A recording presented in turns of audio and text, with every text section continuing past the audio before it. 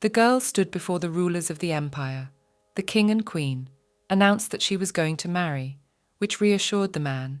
He asked if she was going to hide anything from him. The man spoke of accepting any choice of the duchess. The young men who were potential suitors for the princess supported his words. For Duke Leopold's seat was empty, and the best solution would be to get married this year.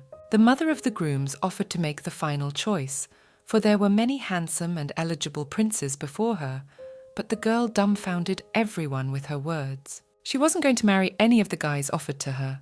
Her father got angry, thinking that the girl was bullying him, but Princess Leopold reminded her that her parents had given her the right to choose a groom. The bride said that while she was in the castle, she decided that none of the guys presented would be her future husband. One of the princes yelled at her because he didn't understand what was going on. Those present began to assume that the crown prince would be the new duke, but he was already married. The girl took a step to the side, slowly talking about the man who would become her husband.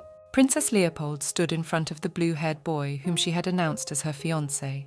He raised his head, surprised at such news, looked at her and smiled. Deep in the night, a glass fell in the girl's bedroom. The bride herself was on her knees. When the maid entered the chambers, she was all trembling with fear, with tears in her eyes. But when the king fell in love with the protagonist, Liella immediately began to pursue her.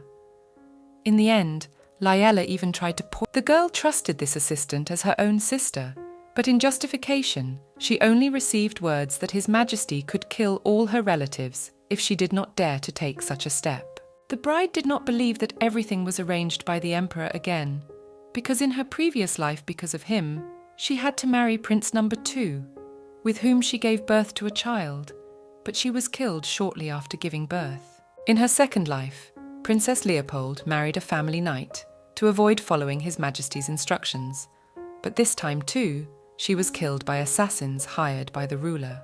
This time her third life began. She wandered around the castle, suddenly found a way to cut all ties and decided to do it, but once again she was defeated. The maid knelt before the poisoned mistress, but the princess did not want to listen to her. She was disgusted by the fact that she whined and pitied her, even though she had previously killed her with her own hands. Her eyes began to blur. The girl realized she was dying. She was disappointed that she had been killed by someone she trusted, and even in her third life she couldn't escape from His Majesty's hand. The prince still hasn't come into the room, and Ella wonders where the man is now. It seems he's not willingly getting married, and it's such a shame to leave his bride all alone on the first. It was snowing outside when a crowd of people stood in the middle of a field not far from the castle. Princess Leopold was among them. Her new fourth life started from the same place. Behind her, people whispered, for she had not shed a single tear. This was the fourth attendance at her father's funeral. The girl restrained herself as best she could. Going back in time is already a luxury, but given that the bride did not realize this fact, kept hoping that she could go back to a time when her father was alive and she could ask him not to save the crown prince. 3 months later, Duke Leopold received an imperial warrant that ordered him to stop the conquest. The crown prince, having no experience, decided to take the leadership and started sacrificing subordinates. Eventually, the duke became one of the victims. It was a dignified death, but to think that it was all to save the crown prince's life was unfortunate. Princess Leopold only wished that her father was alive. The girl sighed and considered herself silly out loud. After all, it hurts to let go of someone you love dearly, and no matter how many times it happens, the pain will still never let go. Heinz approached the princess from the back. She was full of hope that the man could comfort her, but he was not sure about it, but tried to convey that the master should go to heaven. The girl should not be so sad. The bride went up to him and hugged him. People were gathering at the monastery for the duke's funeral. Though a storm was raging outside, the weather created an atmospheric silence for the duration of the ceremony, but the girl was able to capitalize on the unexpected snowfall. On the doorstep of the princess met the imperial representative. He was very fortunately late because the girl was very angry with him, and if there had not been snowy roads, because of which he was delayed, the sword would have been at his throat. The ceremony began. The duke's daughter continued to reflect on the fact that she had already disobeyed her father twice, for he had constantly reminded her that one should be loyal to the imperial family and not go against the Lord. The bride thought about what she should do this time, but decided that she would not listen to her father's words again this time. Her heart was full of hate. Standing by the coffin, the princess spoke her last words to the dead duke. She asked for only one thing: another meeting, a hug, and praise for being able to return after living a happy life. Heinz pointed out that it was quite cold outside and they should go inside, but the girl didn't want to. She only replied that she had a feeling the snowfall would stop soon. That day was the last day of the funeral, but the man offered to extend the ceremony for another month so that all the guests who wanted to come but couldn't due to weather conditions could bid farewell to the Duke. Having noticed the familiar dog again, Mrs. L approaches it to stroke its soft-looking fur. But after she puts her hand near it, the dog growls at her. Heinz urged that the matter be settled as soon as possible, as preparations might soon be completed. The bride only asked to wait only 10 minutes, which dumbfounded the man. He agreed and left for the monastery. Princess Leopold was standing in the snowfall, wondering if she should stay with her father, when the voices of a girl and a man were heard behind her. They talked about being a little late for the ceremony, and they should have left a little earlier, but most likely nothing would have changed, and the carriage couldn't have arrived any earlier. The bride noticed them and thought about them arriving on time, but she wasn't happy to see them at all. The couple approached Adele and became concerned about her condition. The girl only replied that she was happy to see them home. This couple were the princess's uncle and aunt, pathetic wounds from the past. Gellern Ernst, her mother's cousin, and the one who destroyed the Ernst family. He was a gambling addict. Even though there was a chance that the man would lose all his assets in the casino, the girl's mother did not give up on him. She helped her brother when he needed it. Gellern began using the name Duke Leopold to continue gambling. After his sister stopped helping him, he revealed his true identity. The man constantly yelled at the woman, accusing her of greed and selfishness, since she considered it a waste of money to help the family. In his opinion, his sister had a lot of unnecessary resources. After a while, the father of the family kicked Gellern out. The man himself had not so long ago called the princess's parents heartless, but now defiantly returned to the house with a smile on his face. In the morning, Elle slowly opens her eyes and sees a blonde-haired man with a bare torso in the place where the dog was lying at night. The man approached the grave to bid farewell to his relative, but Adele asked him to remove the flowers. Gellern was taken aback at such a request, but the princess assured him not to do so. The bride said all regrets were for naught, which infuriated the uncle. He was full of confidence that his niece was looking down on him and his family. The princess calmly replied that her father disliked uncles very much, and her only wish now was to put him to rest in peace. But Gellern was not reassured by this. The man approached the girl and started yelling at her, accusing her of being too rough on her elders, who had gotten to the place during a heavy snowfall, and her father's upbringing was not the best. Adele continued to remain calm, and asked whose influence caused Gellern to threaten his own family.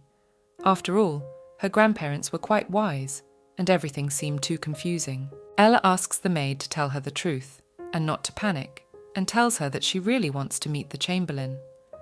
Larry agrees to pass on her words, and then leaves the mistress. Gellern offered to forget about everything that happened in the past, because at that time he was too young.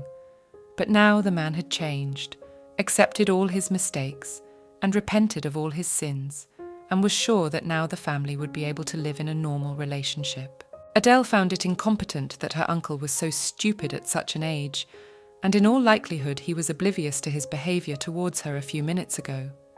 The girl was hurt by his words about them being blood family after everything that had happened. In her opinion, all the family gave the princess was grief.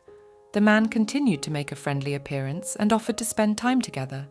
After all, she was due to have a fiancé soon, and her uncle wanted to make sure everything was okay. Family boarders drove the girl into a desperate situation. She tearfully asked for help from her own uncle, considering herself a fool since she decided to rely on this man. Gellern said that everything that had happened in the past was no longer important.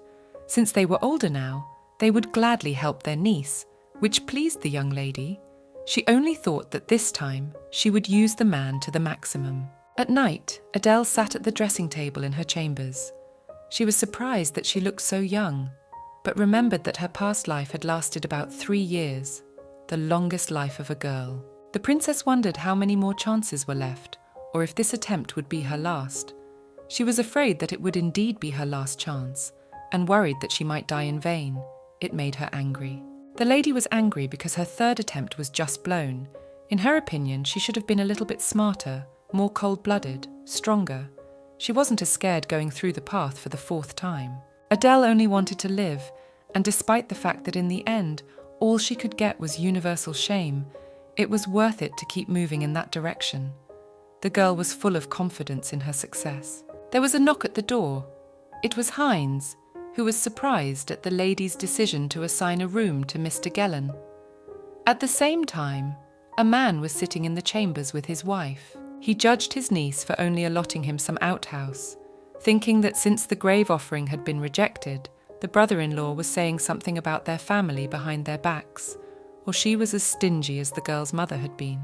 Adele was like a beautiful flower that had grown in confinement, but in spite of all her sternness, her uncle doubted she could bear it all, assuring her that the blood relative would soon despair and begin to grieve. The princess replied to the aide with a smile on her face that there was no need to worry, for the girl was not going to tremble in front of them. She was only asking them to trust her. The lady reminded about the preparations for the funeral, where many important guests would arrive. The servant thought about someone special should arrive, but no one was expected, except one, a real disaster. But this time, the plan was ready. The princess warned that she only wanted to clean up a bit. Preparations for the funeral ceremony began early in the morning. Aunt and uncle finally began to show their true personalities, truly believing they could be masters of the house. The woman noticed Adele and approached her to ask permission to meet the guests while the ceremony was going on. The girl thought about the fact that if she didn't want to own the house, she wouldn't have said such words. The princess didn't react in any way to the offer. The woman began to justify that she only wanted to help, to get over her father's death more easily. The mistress only thought of the couple wanting to show themselves in the best light. It's disgusting that they are trying to use a person's death for their own selfish purposes. But still, the relatives got approval, which they were immensely happy about. Adele walked down the corridor thinking that it would be exactly the same as it was in her first life. She sat down at her desk, thinking that the second Prince of Grain would be arriving at their place in about a week. That feeling of his sword piercing her heart and stare with mockery still sitting deep inside, the princess rested her elbows on the table and covered her face with her palms. There was a knock at the door. A maid entered the study. Rin, who had killed her in her third life. She was too saddened by the Duke's death. But the girl didn't care about her emotions, for she knew what she really was. The maid's attempts to save her family, the fear she felt because of the Lord, could be understood. But even so, Adele couldn't help her and felt betrayed. The lady politely inquired about her vacation. The assistant presented her with a gift that her loved ones had made.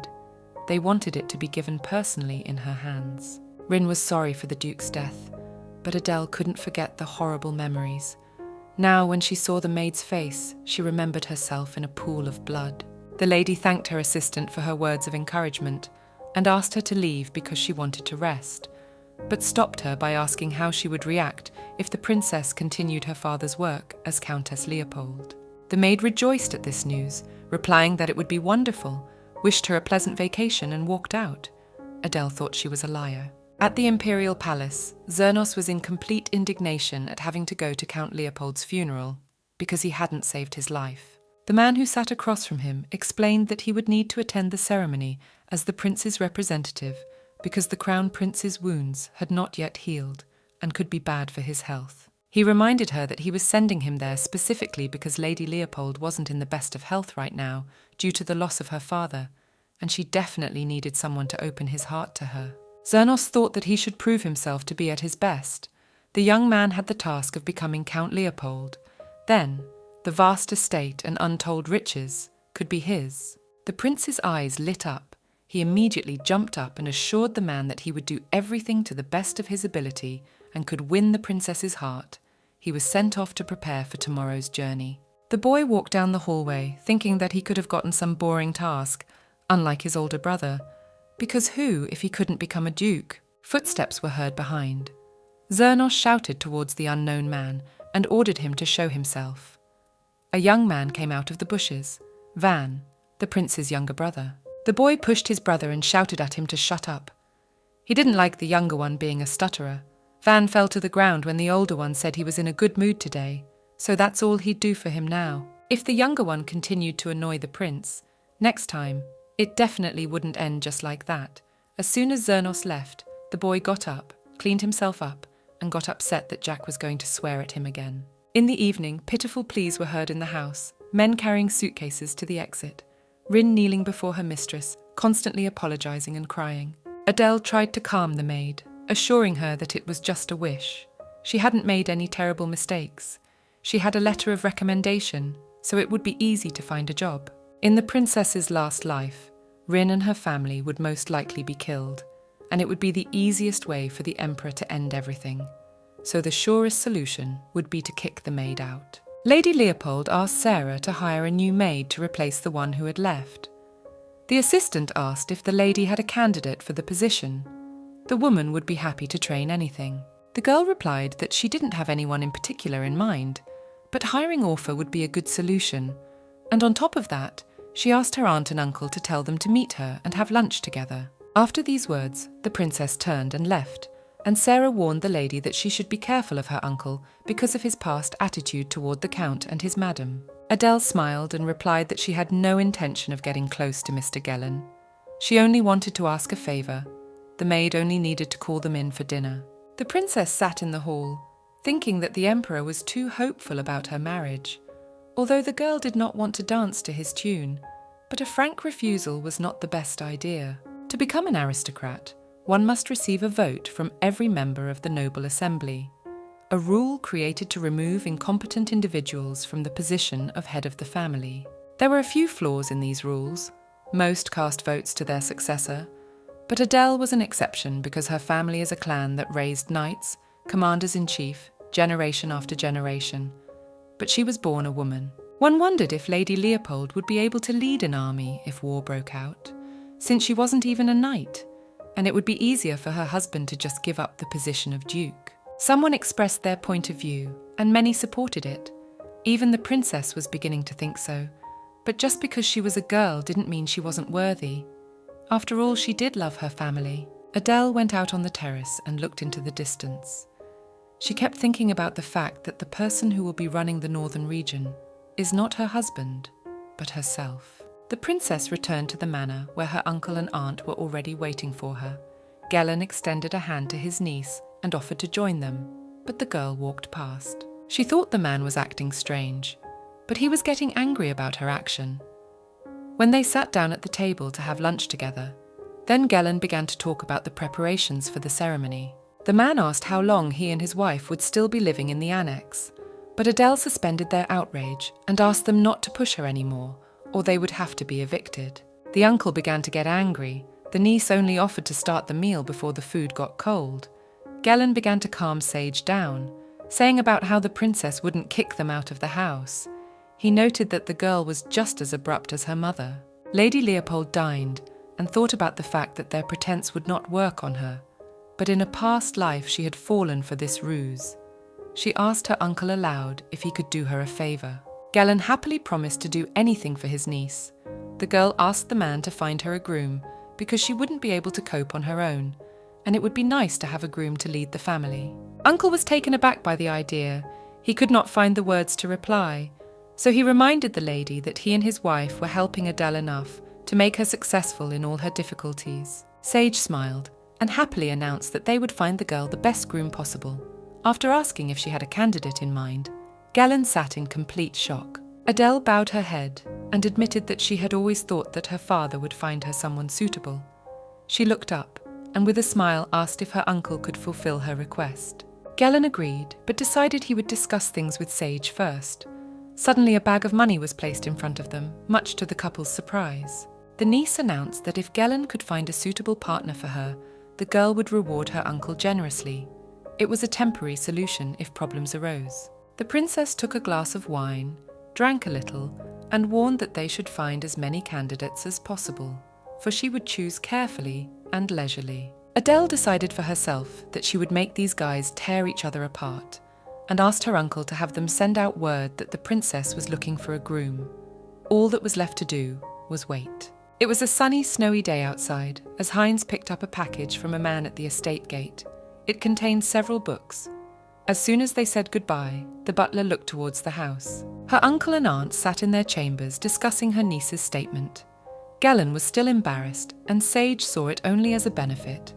For in her opinion, girls at that age were constantly changing their minds, and there was little guarantee that she would help her relatives for long. The man thought it could very well happen, especially considering her mother's actions, and it would be quite some time before she would say, "Repent for the mistakes you've made." She's not one to turn her back on Gelen, the mean woman who blindsided the entire family.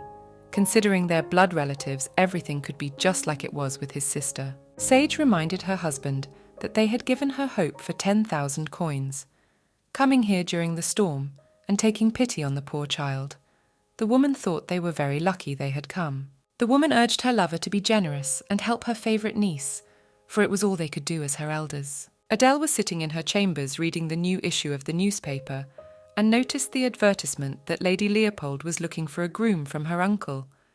She noted that this was the first time an aristocrat had put an advertisement in the paper, looking for a groom. There was a knock on the door and a warning that Mr. Gelen had arrived. The girl asked that he be sent to her. She thought about the fact that her uncle might be inundated with bribes and requests, even considering that he had asked for her help. The man entered Lady Leopold's room and inquired about the headline in the paper, noting that it was not all for nothing, and the crowds of bachelors swarmed to the announcement like flies. In his opinion, everything was going smoothly. Adele smiled and praised Gelen, saying that she had never even thought of such a method. Her uncle laughed in response and said that he knew for sure that such a method would please the bride, and he would soon provide all suitable candidates, so there was no need to worry. Lady Leopold rejoiced and was excited, but at the same time it was naive the young lady had sold herself to get married. But she didn't forget about the Emperor, who would be happy and nervous at the same time. Once the man left, Adele sat slumped, expecting to meet new guests soon. 4 days later, the second Prince of Grain appeared on the doorstep of the estate. He expressed his condolences to Lady Leopold and bowed. The girl thanked in return and expressed surprise that His Highness had personally arrived. The lad replied that it was important to the imperial family because Duke Leopold had sacrificed himself to save the young man's brother, so he was obliged to be present in person on such a day. Grain was sad to hear of the Duke's death. His Majesty greatly appreciates his loyalty. Adele noted that the prince hides well behind his mask and never once flinched. The girl clenched a piece of her dress in her fist to avoid saying anything unnecessary, and the guy kept talking about the princess's dead father and offered to help get through this stage by filling the void in the lady's heart. Adele smiled and thanked for all the words Zernos had said. The young man took the princess's hand to kiss it. At the same time nearby, Gelen was watching everything and became furious at what he saw. He certainly thought a member of the imperial family was an excellent choice, but not for their entire family, and Gelen Ant chose to stand before His Highness, the second imperial prince. The young men were approached by the princess's uncle and thanked for attending the funeral ceremony. Zernos remembered that Gelen had introduced himself with the last name Ant. The prince recounted an episode in the family's history when they had to sell all their titles because of a son who lost all his money gambling, suspecting his uncle of being the son.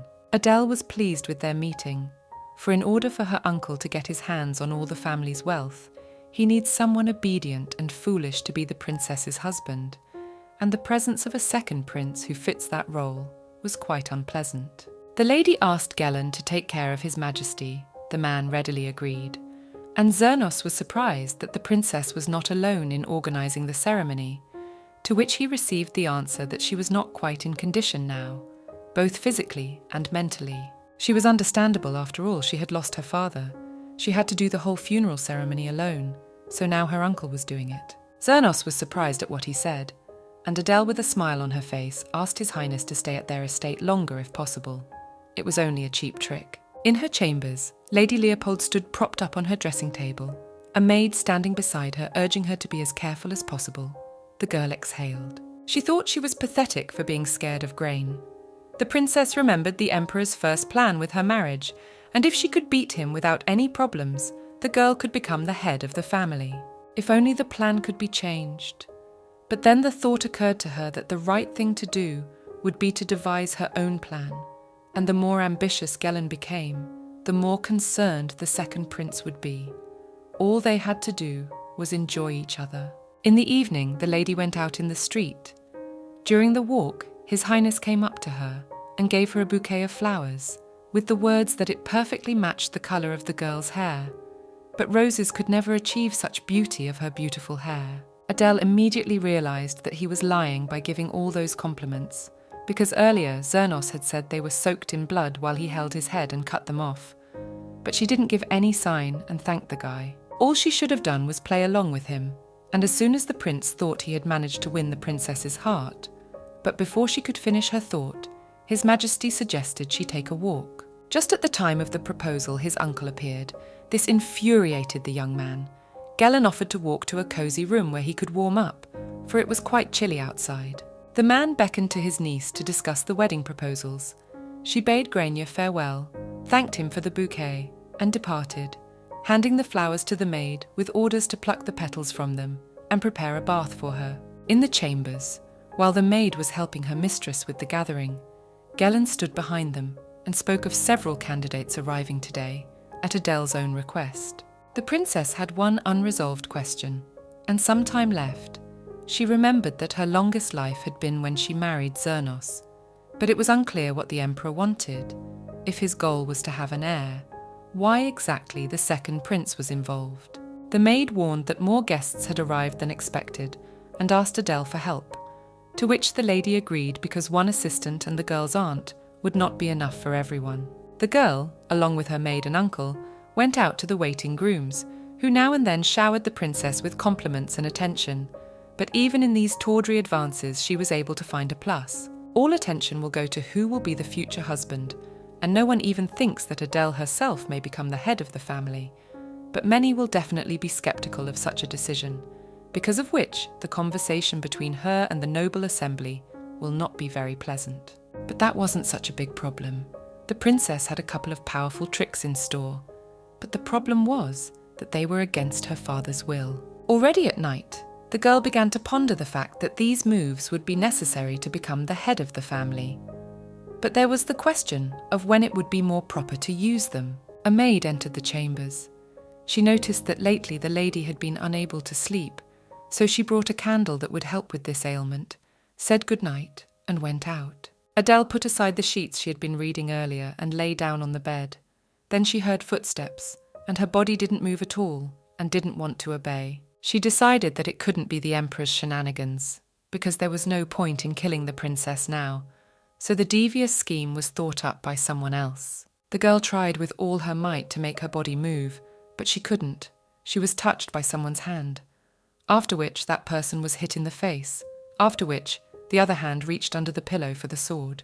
The princess put her sword to the stranger's throat, but as soon as she saw his face, she realized that the unknown man was one of the candidates Adele had met today. The man asked to lower his weapon, but the lady replied that she could kill him. Since she could get away with it now, the prince continued to apologize, making excuses that he had the wrong room. The girl did not believe his words and ordered him to tell the truth, or else she would die. Out of fear, the prince shouted that Mr. Gellin had set it all up. The bride's uncle told the young man that if he spent the night with his niece, he could marry her. These words surprised Adele, and she briefly stabbed the guy with her sword and got out of bed. At that time, a maid entered the chambers to check how the lady was feeling. The princess asked about the candle, who had prepared and delivered it, to which she received the answer that Mr. Gellin had prepared it, because he was worried about his niece's well-being. Lady Leopold was angry and ordered her assistant to bring her uncle and aunt to her. Mistress walked down the hallway with her assistants to meet her relatives and reminded herself that her key method was to use this couple. They invited a bunch of people to the estate, whose minds are clouded by Duke Leopold's title, closed the second prince's chapter, and made Adele look like an aristocrat who lost her grip. But this time, they went over the top. Sage was surprised that her niece had called them at such a late hour. The girl said that a man had snuck into her room to intimidate her. Gellin got up from the table and was horrified at what was said. He tried to ask about his well-being. Adele reassured him that she was able to grab the man and hold him. his uncle laughed. He thought the girl was just lucky, but she interrupted him with the phrase that she had learned from this man, that the incident was Gellen's doing. The man shouted that that prince was a liar, and he would never do such a thing to his favourite niece. Sage rose to her husband's defence, advising the princess not to take this rogue's word for it, because it could have been a setup to sow confusion between the relatives. Adele was surprised, for she had asked the other guests before meeting them, and they told the same thing her uncle and aunt had told them. The princess decided to have some tea, and thought that if they spent the night with her, they would be the next duke. Gellen became nervous and shouted that the lady had misunderstood everything. Every word was a lie. He thought he was just being hasty, but every action he took was so that his favourite niece could find the right man. He thought she would be able to believe him. Besides, they were one family, and for her sake they had to try and understand each other. Adele remembered that he had done the same thing to her mother. Even after all these years, he was still garbage. It was time to take that very garbage out. The princess asked not to worry. After all, she understood everything perfectly, and they were family. The girl only planned to be attentive to the incident, which pleased Gellen. The uncle calmed down and said he was sure his niece wouldn't do anything wrong, and he should have been more careful, but they put the suitcases in front of him. Sage was surprised at this act of the princess, and Lady Leopold herself announced with a smile on her face that she was throwing her uncle and aunt out of her house. But after a little while, she said that she was mistaken, and then ordered them to get out of these lands. Gellen tried to remind Adele that everything they were doing was for her good, and she was definitely overreacting by kicking them out. But the girl knew that the couple had extorted money from the guests who came by ad, and that they were the ones who had sent the aroma candle that had the paralyzing poison in it. The relatives decided that their niece would not take any medication that night and victory would be theirs, but they were too stupid. The princess pointed to the suitcases in front of them, told them to get out, for it would be the only way to save their miserable pelts, and they should have been happy with a simple kick-out, as the good way was to be punished, which the girl chose not to do. Gellen realized that Adele did resemble her mother. They even looked similar, and began to remind her again to help, rebuking the fact that in the girl's opinion, they were of the same level. Lady Leopold felt that Viscount Gellen was not worth having around because she was acting head of the family, and her uncle was the one who had sold out his own family. And in her eyes, he was only her mother's rejected brother. Her uncle was tired of listening to her ruminations and humiliations. He only thought she was ridiculous and naive, since he thinks any of the princes would want to marry her. In his opinion, she would still end up alone at the end with her flaws. He was trying to bring the best of the best for her, and she so easily dared him to kick him out. Gellen looked completely insane as he stepped closer to his niece, screaming that he was going to beat the arrogance out of her. Before he could finish speaking, he fell to the floor due to a blow from his back. Behind him stood Lord Eldor Shanks, who had returned after hearing of the Duke's death. On a snowy day, the Lord and the Princess were strolling through a field together. When he asked her to leave him alone, Adele turned around and headed for the manor. She looked at him from a distance and remembered that in a past life, a man who didn't know where to put his grief cried alone. At night they met again, at the grave of the girl's father. In the princess's second life, when she married Eldon, she had to escape from the nightmares that started because of the cereal. The girl lived in constant terror, but Eldor was able to accept her as Lady Leopold. The Lord looked at her and thought she wanted to talk to him about something. She only thanked the man but didn't have time to explain for what exactly. Her father came to see Eldor.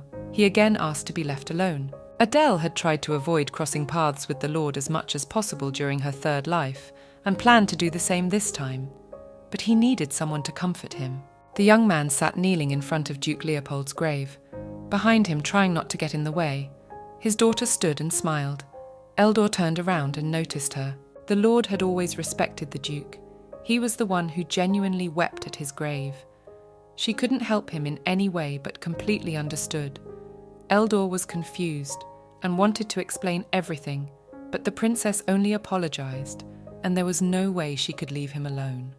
After all, she knew how much he was hurting right now. The young man needn't have bothered, and he could have cried in front of her, but he was uncomfortable with the way she looked at him, because of her loyalty to the code of chivalry. It sounded unexpected since he is so uncompromising, That's why she chose him in her second life.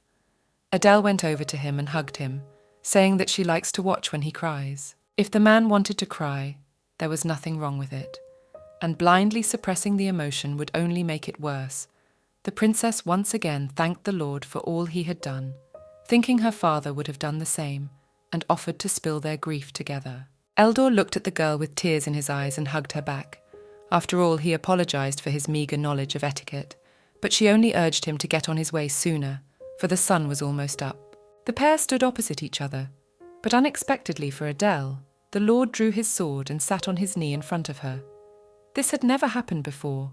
This was his way of showing his respect. Lord Shanks began to speak.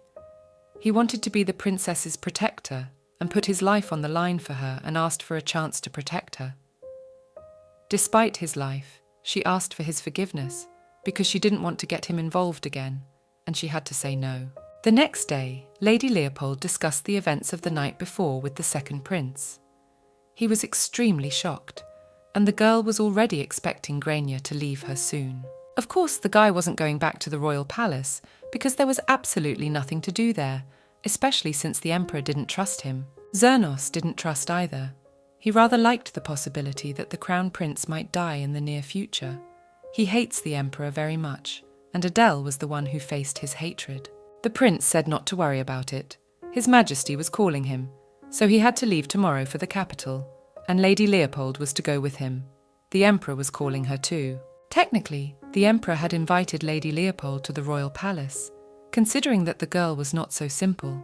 Most likely Zernos had asked for His Majesty's help. This trip was a good opportunity to understand his true intentions. The only problem was getting rid of Zernos, though the bigger problem was getting married. Heinz came up to her with a large stack of papers to deal with before she left. The man inquired who would be travelling with the lady besides the second prince. The girl thought it would be better to bring Lord Eldor along as well, given the situation in the region. The butler decided to give him the message himself and begin preparations, so he left the lady alone with the papers. She could not concentrate on the case. Only Lord Eldor was in her mind.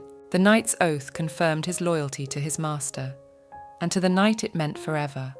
If she accepted his offer, he would protect her even more than he had in his previous life. He had already died once because of her, and that was enough. The girl only needed his strength and power. Would Adele be able to make the right choice? The crew travelled to the capital in the afternoon as it snowed. In a couple days they would arrive on Martin's property. After a night at the residence, the remainder of the trip would be by train. Zernos asked if the girl had travelled first class on the train or not, and wanted to tell a story about her first trip. But Adele interrupted him and asked him not to tell her everything anymore. The prince was surprised because he explained everything for her sake, and now she says that she no longer wants to hear such things. And the princess in turn smiled at the young man and said that to explain, on the contrary, it is worth it to her. Probably the guy has forgotten what kind of family the girl grew up in. Zernos thought it was the right thing to do. Adele was glad he had finally stopped talking. She realized she would rather correspond with him than hear that awful voice. The lady began to tell an old story about a depot in Martin's territory. She says that long ago, the protector of Leopold's territories, the Red Dragon, reduced the possible amount of mana in the region to stop the Dark Mages. Thank him for the peace in and around Leopold. But there was a catch. The amount of mana in the region made it difficult to use magic, making it impossible to create mana trains. Then, the first Duke Leopold decided that the depot should be built next to the territory of Leopold, on the territory of Martin, so that the land of Leopold, truly fertile, with this phrase, Zernos interrupted the girl's story. Adele was not happy about this, realizing he needed some context to flatter the lady. He was apparently sure he was doing the princess a favour with this story. The prince remarked that by looking around, anyone could realise that this land was magnificent, and the lady remembered his words that the lad hated the long winter and this place. He asked if the residence was loyal to the girl, and remembered the fact that the region had developed rapidly in the past. Zernos wanted to add something but didn't have time. The carriage started to shake. There was a monster next to them. Adele opened the door, and the man started yelling at her not to do that. While they were being attacked, the girl only replied that they needed to make a plan, and for it was worth finding out how many monsters there were. The boy shouted back that it wasn't her job, it was the job of the knights. But the girl didn't want to listen to him, deciding that it was her job because she was Lady Leopold. The princess got out of the carriage and noticed that the ground was shaking. It means the monsters are very near. Lord Eldor came to her and warned her that they are fast and huge. But she didn't listen to him either. She only asked to take the prince out of the carriage, otherwise if she is turned over he might die inside it. There were only 5 monsters. His name was Fluff. He only lives in the northern region. He's bloodthirsty and only appears in groups, so it's very hard to fight them. On top of that, Fluff has poor eyesight, but his hearing is excellent, and none of the knights except Eldor have ever encountered him. Adele called out to the Lord, but noticed the knights pulling out their rifles. This was not to be done under any circumstances, because they could only attract the monster's attention with them. One of them shouted for the others to get the prince out of here while they delayed them, even though the rushing Fluff was weakened. Still, even one could be a huge hindrance. The knight once again asked to evacuate the lady and the prince. After that, he shot one of the monsters. The princess was not going to leave. She remembered one trick that could be used to kill from, but everyone was panicking and couldn't think straight. If this continued, there was a risk of dying.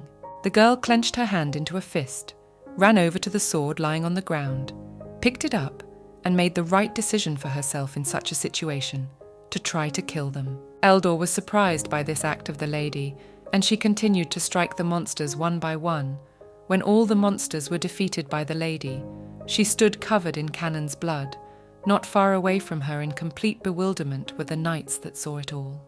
Adele rebuked the men for standing like stooges while they were attacked and ordered them to pick up their swords. As a child, when the princess was still young and the girl's father was alive, she began to learn how to wield a sword, and despite the fact that she began training later than the other children, Adele was very talented. Lord Elwyn praised the girl and said that she should keep improving her skills. Then she could become a knight in the future, but such a prospect did not please her father. The man asked not to tell anyone about it because no one was supposed to know that Adele could wield a sword. The girl was surprised and asked why that should be so. The father took his daughter's hand and told her that except for him and Lord Elwyn, no one had ever killed anyone, and if she killed anyone, she could never touch a sword again in her life. The girl stood in the middle of a snowy field. Lord Eldor approached her and apologized for what had happened, promising to find a new and better carriage to replace the destroyed one. Adele reassured the boy and thought that the prince would want to travel the rest of the way alone to rest, so it would be hard to get a new carriage in their situation. The Lord apologized once more for what had happened, deeming himself too incompetent. The princess said it was not his fault, and afterwards jokingly asked if the carriage had been destroyed because of him. Eldor stood completely dejected. He must have felt very bad about the incident. It was all because of the kind of person he was. The girl once again told herself that she would not marry him in this life. For in the past it was all an empty promise. To Lord Adele was only one to be protected at all costs. He believed that whatever he did showed his loyalty to Count Leopold. And even with that in mind, it was unclear how. But Eldor's attitude towards the princess was a little different. The pair were riding in a carriage when the man asked the princess a question: why she was hiding her sword skills. Lord didn't know it, but in the girl's second life he asked the same thing, to which he received the answer that Adele wasn't hiding the skill, but just didn't have a convenient occasion to demonstrate it. The girl promised her father that under his protection, she would never pick up a sword. She confessed to the boy that the battle with Fluff was a bit difficult, due to the fact that she hadn't picked up a sword in a long time, and thanked him for the just right words. Eldor asked if Adele wanted to become a knight. It was the same question he had asked her in her past life, and got the same answer, no, but the princess had changed. The average age at which one enrolls in the Royal Academy is 10 years old. The lady was no longer a suitable candidate, and how would she then fulfill her duties as the temporary head of the Leopold family? The man did not understand why His Excellency had not sent the lady to the academy. She knew, but answered Eldor that if her father were alive, she would have asked him such a question. The Lord apologized for his stupid words, but that wasn't what the girl meant. She just couldn't tell him that she didn't go to the academy because of the Emperor's interference. It wasn't clear what her father was thinking then. Adele admitted that it had been so long since she had held a sword in her hands that she was a little tired. Eldor suggested she get some sleep, and he himself would stay outside for her safety. But this place was perfect for napping. After all, it was a new carriage. The attempt to change the relationship between them was not going the way the princess intended, so she decided to go ahead and ask the Lord to lend her a shoulder, which dumbfounded the knight. After all this, Adele was tired, and being here a guy did not embarrass her in any way, and she once again asked him to lend her shoulder as a pillow, but he did not say a direct no. The girl realized that it was complicated with him as usual. The princess shared that it was the best idea she could think of, but if the knight was uncomfortable, he could refuse it. The guy said it was fine. The lady smiled back at him. They sat down next to each other, Adele asked again, to which Eldor agreed again, and the girl could see that he was definitely uncomfortable, but he still didn't refuse her. His hair was hard and stiff, but if the princess asked to lie on his lap, there was a chance he wouldn't be able to stand it.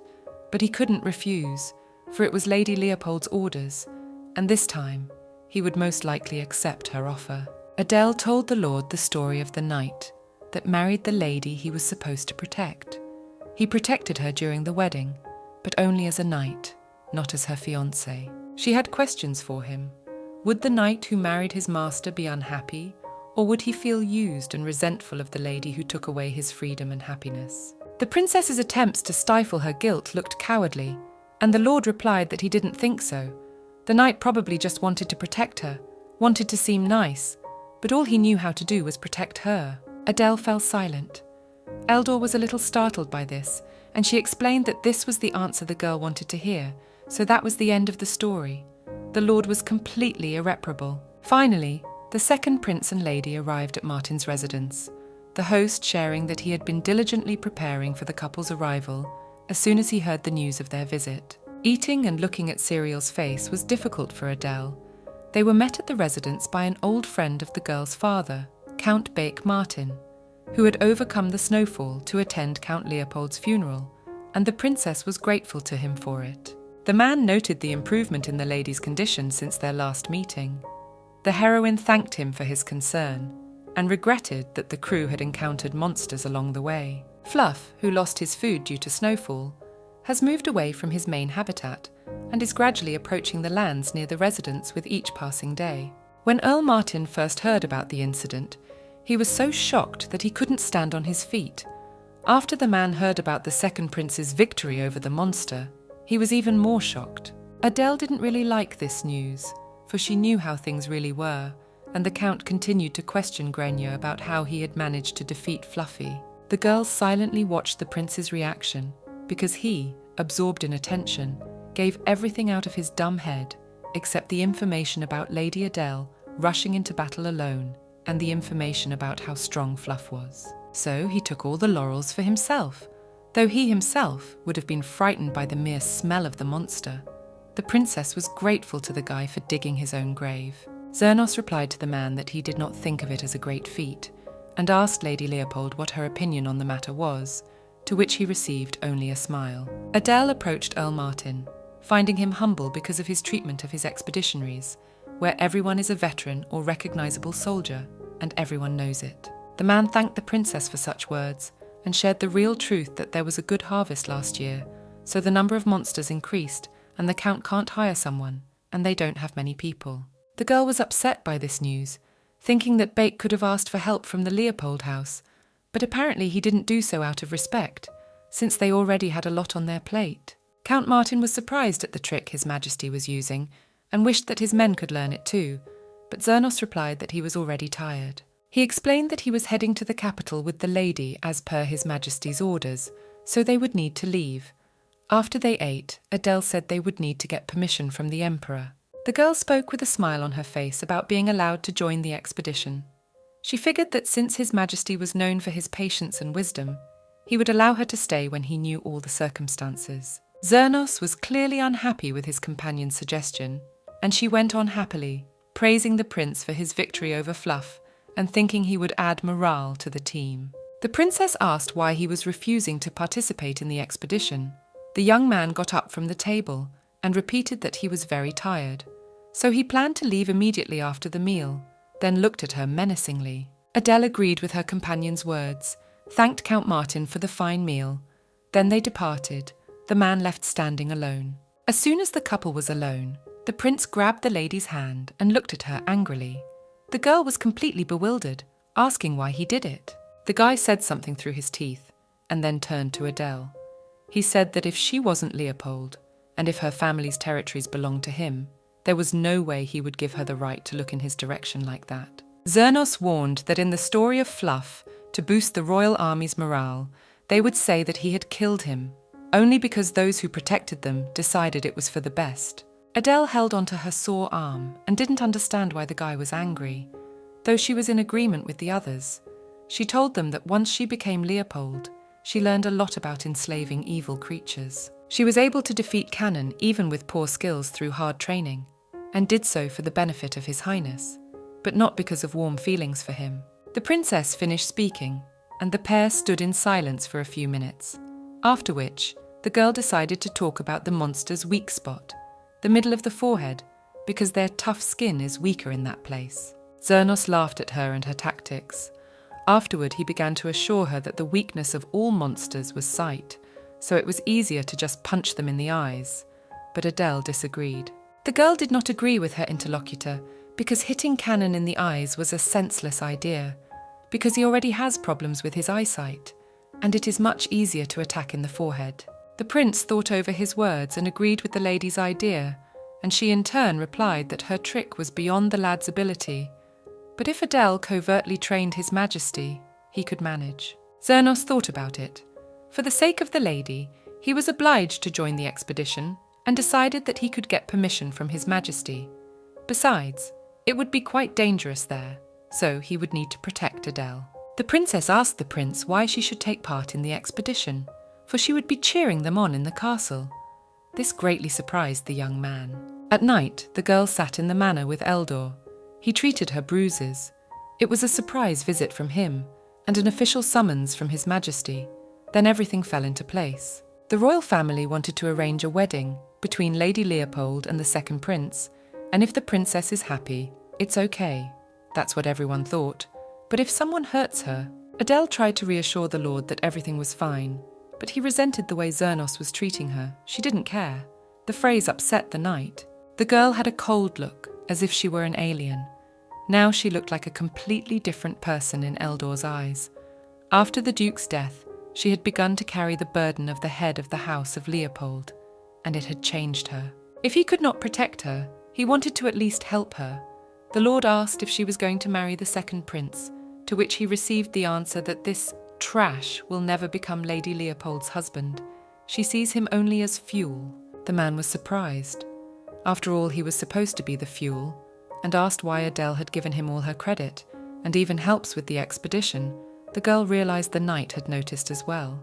His Highness was already thinking about the second prince becoming her fiancé, regardless of her opinion. It was the Emperor's wish, and there was nothing anyone could do about it until they had a valid excuse. The lady was going to ruin all of the Emperor's plans. That was why she needed the expedition, for Earl Martin needed to side with the aristocrats or the royal family, and if anything inconvenient to Granius happened, he would have to cover it up. The girl clenched her dress in her fists and thought that it wouldn't be enough to cancel the wedding. Even if everything went according to plan, the slightest deviation could cost them a big mistake. Eldor decided that such a move could be very risky. It would be easier if Adele agreed to marry him, because if she already had a fiancé, then His Highness would have no choice. Besides, he thought it was safer that way. He made a promise that if it was important to the lady herself or the House of Leopold, no one could harm her, so she could settle down and join the Royal Academy to ease the burden of being the head of the family. Adele looked a little disappointed. She had never had such a hard time being the head of the family. The only thing that was hard for her was making sure that no one would die this time. The girl reassured the knight, thanked him for his concern, and refused again. In her head, she mouthed that this was the way to do it, so as not to lose the chance she had gotten, and not to make a hasty choice and decide who would be her husband. There was a knock on the door. One of the assistants delivered a message from Earl Charles Butler. He sent a box as a gift and a message to make sure the gift was delivered. Adele opened it and was surprised. In the royal castle, the emperor was sitting in his office. He was in a good mood because seeing his son find his place was truly a joy. Felix enters. a neat-looking man, a ghost of course, with glasses and a dashingly twisted grey moustache. He asks Ruslan that he must have brought the money, since he had called Felix. Looking man, a ghost of course, with glasses. Even considering that Adele was the Queen's daughter, she was nothing like her at all. His Majesty thought that all that could be expected of his son was simple-mindedness and immaturity. There had never been a thought that he could be so helpful. Nothing was in the Emperor's way now, so it was time to allow Grain to participate in the expedition. The second prince was a little frightened, for he had asked the princess twice to go with him, and had not given up hope that she would agree. Count Martin was glad of their participation in the expedition. Lady Leopold cheered up the squad by saying that the task was not that difficult, so the expeditioners had nothing to worry about. In this campaign, Lord Eldor was responsible for making sure no one got hurt under Grain's command. Adele said she would expect them to win and would pray for success. The knights mounted their horses and set off at dawn. The terrain was thickly forested, so the second prince couldn't see where they were. The young man turned to one of the knights to clarify how long it would take them to get there, and if they were on the right path. The man replied that they would need about another day or so to arrive at Cannon's intended habitat. Zernos was not happy with the answer. He assumed that the expeditioners had done a poor job of research since the habitat was presumed. But the animal did not stand still and changed location frequently, so their exact location could not be determined. The prince suggested stopping to rest since it was a long way to go, but the others disagreed with him because it was too early to stop for a break. The boy said he had come here to defeat Cannon. It was a waste of his time and energy, he thought. Eldor apologized for the oversight, and the squad continued onward. The next day, the expeditioners noted that they had not found any monsters, and the second prince remained dissatisfied because the place where they intended to stay was bad, as was the food, the bad weather, and cold adding to the inconvenience. He decided that if anything happened to him during the hike, it would be bad, so he needed to get everything sorted out and back as quickly as possible. The knight warned that the traps that the evil creature hunters had set should start soon, because the Count thought it was a great opportunity, and he asked Grainier's opinion on the matter. The prince looked at his interlocutor with horror in his eyes, and replied that it was a bold decision on his part to say such things, and in his mind he was mocking the words of a knight in the royal court, and apparently he wanted the lad to follow the words of the small hunters. One of the travellers spoke of Lady Leopold's absence with them, but the other man didn't understand why the girl was brought into the conversation. He was urged to be careful not to embarrass the royal knights in front of the expedition team and the hunters. Zernos reminded them that he had joined the ranks for their own good, so all they had to do was trust him and not be afraid. One of the knights approached him and asked him to be quiet, as Fluff was very sensitive to sound. The prince didn't stop that. He decided it would be best if he came to them himself, as immediately footsteps were heard coming from the forest. The lad warned the others to aim for the middle of their foreheads. The young man gave a couple more tips, but the squad stood in a stupor and didn't move. Zernos started yelling at them to all get ready for battle, but one of the team members said that each of them knew the monster's weak spot, but none of them had enough skill to attack. The man continued to speak and recalled the story of His Highness killing 5 monsters. His words scared the prince a little, for it was not him and no one else who could join the fight. The young man yelled at the squad to stop messing with him and again ordered them to prepare to attack, at which time Fluff was already approaching the travellers. One of the knights pushed Grenier aside, sat him down on the ground and asked him to calm down, but the prince broke free of his grip, got up from the snow and ran towards the monsters. He tripped on a tree branch that was sticking out of the ground and fell to his knees. One of the creatures was already behind him. The prince started to ask for help out of fear. Suddenly, Adele appeared in front of him with a sword in her hands and struck Cannon with it. Once the monster fell dead, she turned to His Highness. Fear could be seen on his face. Lord Eldor saw the princess and approached her. The girl immediately asked about the casualties, but fortunately no one was hurt. The lady began to learn about the progress of the expedition and how long ago the monster appeared. They were lucky that Fluff hadn't shown up that long ago, so Adele expected to be done with this as soon as possible, and encouraged the others to do so that they could return to the manor as soon as the battle was over. The expeditioners returned late at night and were met by Count Martin and condemned them for not remaining in camp another day, and thus exposing themselves to danger. One of the knights carried cereal on his shoulders. The man noticed this and asked for a doctor, but he was warned that the injuries were minor, and now the prince was asleep. The master of the residence ordered to inform His Majesty and quickly make a detailed report to send as soon as possible. Everyone calmed down, but the count was confused by the foul odour that came from the young man. The man decided that it was also worth informing the emperor about it. Bake thought the prince was strange, not only because of his lies, but also the silly mistakes it was dishonourable and embarrassing of him. He wondered where Lady Leopold was. The butler reassured the man, saying that she had arrived at the residence before anyone else and was already resting in her chambers, and given the worries and turmoil His Majesty had brought, she wanted to be alone. Adele walked into the bedroom, leaned on the door and began to laugh at the spectacle that Grania had put on. She thought he was worthless and useless. To a girl, he was just plain worthless. The past, filled with fear and pain, restrained the lady, made her shiver in anxiety for her life, even if there was a thought that this life will be different. The ghosts of the past didn't want to leave just like that. It was all right now.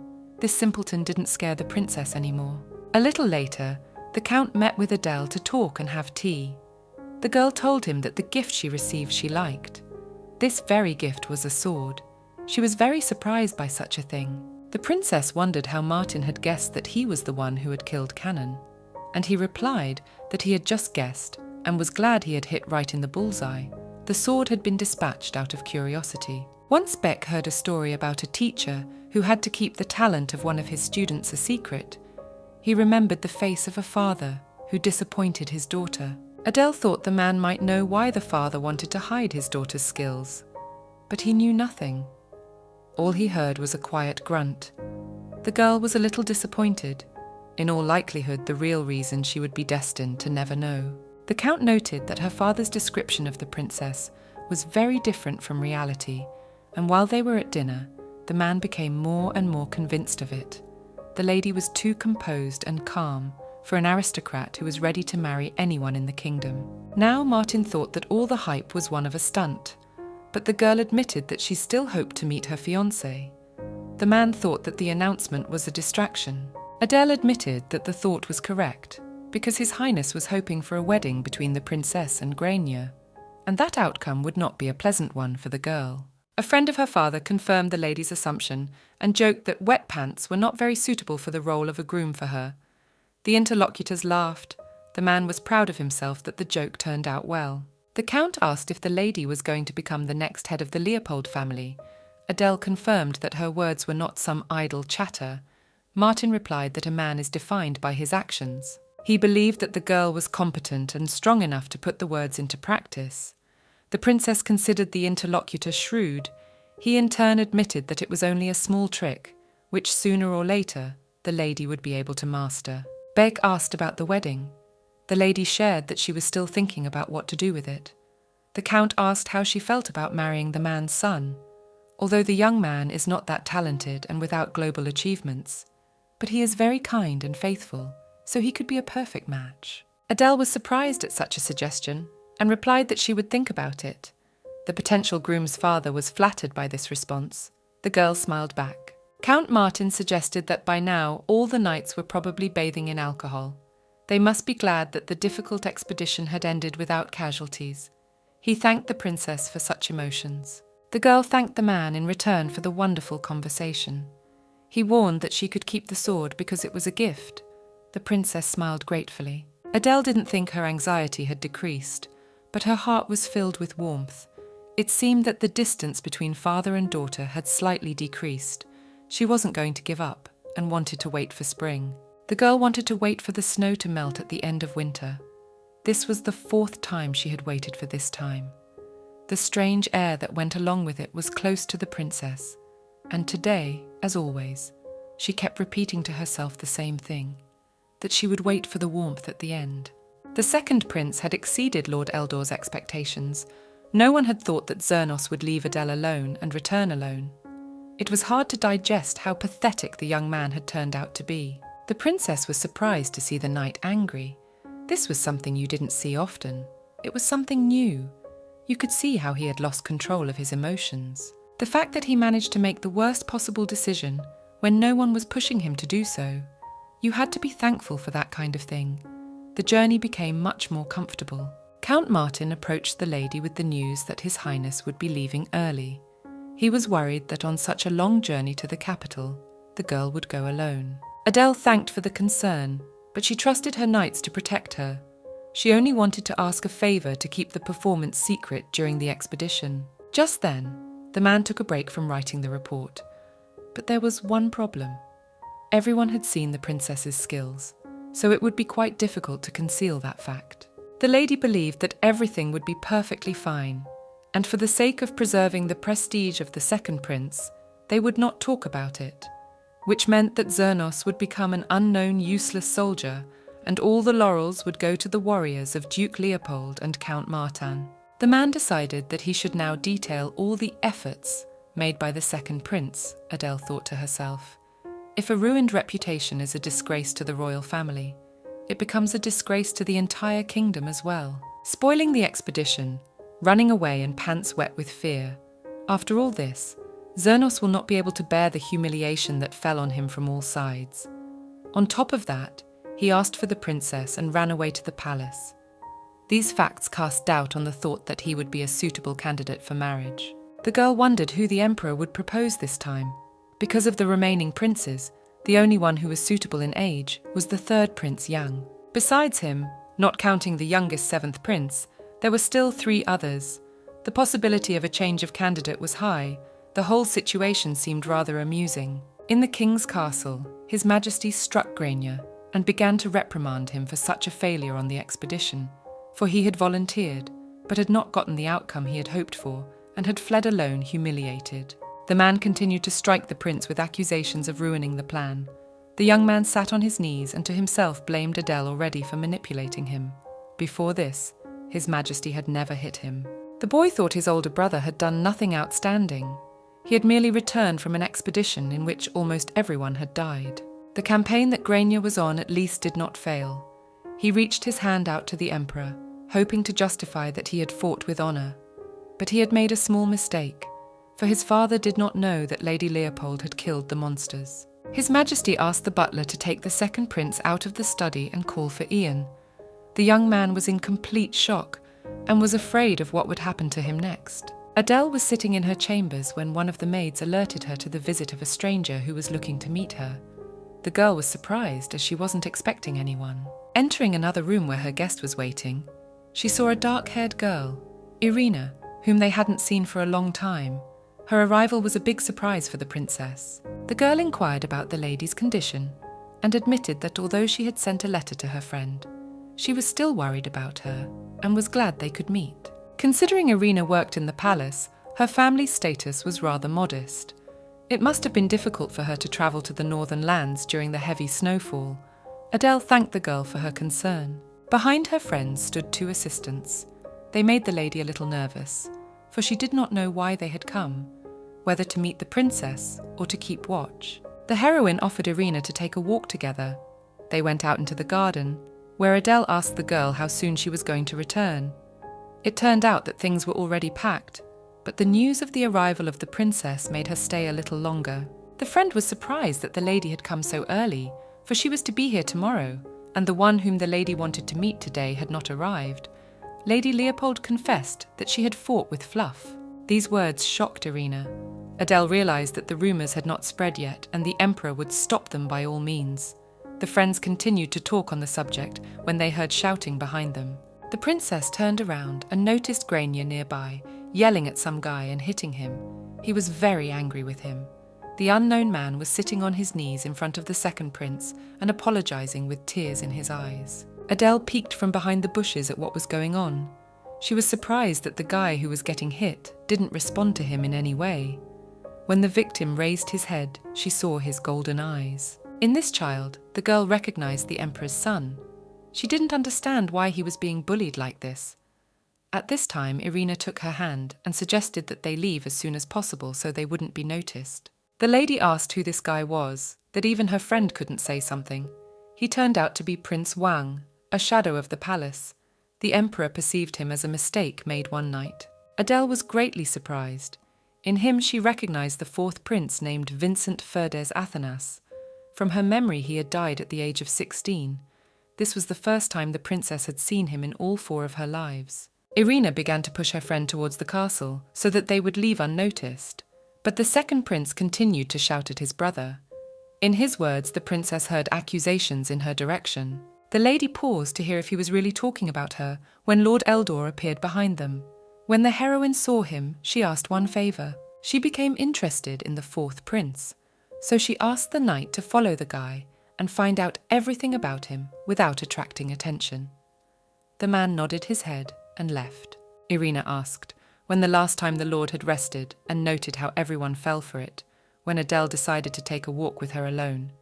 The princess laughed and replied that she had given Eldor a rest, but he wouldn't use it, so she gave him a task. On a starry, beautiful night, the lady took a bath and thought about the fact that thanks to Count Martin, she was able to reach the capital earlier than planned. These circumstances allowed her to see many interesting things. Irina is working as an assistant in the palace.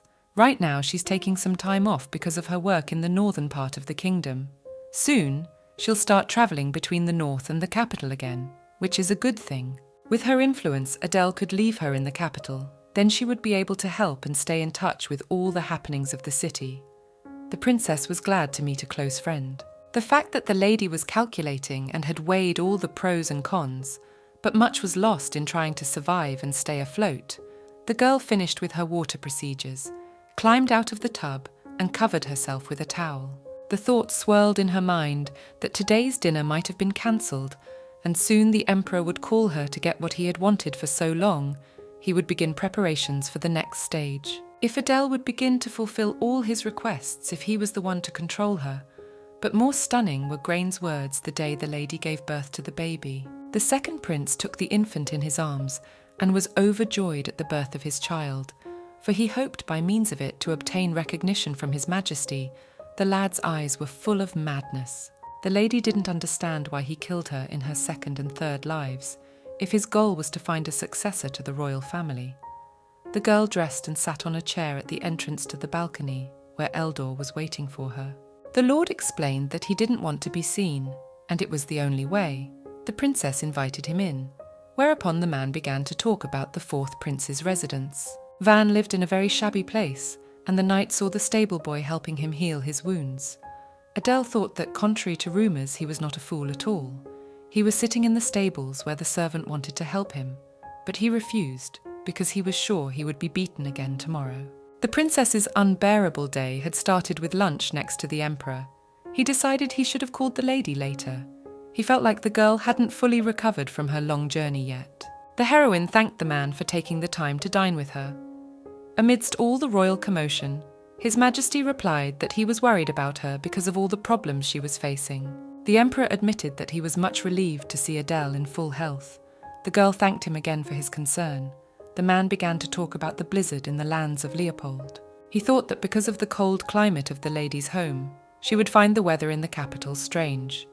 But she objected and called it more refreshing than strange, and noted the stunning-looking garden. His Majesty shared that the garden gets warmer and warmer every year, which is why it's always so green, and urged his guest to relax and unwind as much as possible the entire time she was at the castle. The girl thanked the emperor again, and wondered how long he would suck up to her before he reached his goal. The pair were silent for a bit, and the emperor spoke of Duke Leopold's death. He considered the event truly unfortunate, died nobly, and yet the kingdom in that instant lost one of its pillars. His Majesty failed to help, and would now reproach himself for his incompetence. Her Majesty was also grieving, and the man asked her not to hold a grudge against them. He said that the royal family would never forget Duke Leopold. The girl began to go over his words in her head. Adele didn't know if it was right to say the word noble about her father's death. Even though he knew he wasn't ready for it, the crown prince still stepped in and made her father lead the army. And while the prince was hysterical, someone supported him. This was not Duke Leopold, but the emperor, the one with the highest position in the entire kingdom. He let things go, and if he was truly sorry, he wouldn't hide the truth behind all those sweet speeches. The person who came to the funeral should be truly sorry. Such a person should have been the emperor. He should have come and paid his respects by at least placing one lily on the grave of the princess's father. Tears appeared in the girl's eyes. They made His Majesty worried. The lady reassured him that she was just touched by such nice words. The emperor asked her to stop grieving. After all, the fact that she was in the royal castle was already a significant help. In his opinion, even someone who is grieving needs help and peace to calm down. Adele replied that the man's words comforted her. He in turn confirmed that comforting words are always matchless. After these words, he suggested the lady to speed up the wedding process. The princess was surprised at his words, and the emperor admitted that he would like her to marry one of the princes and become a member of the royal family. This was exactly what Adele had expected. Apparently, he wanted the girl to become a member of the royal family.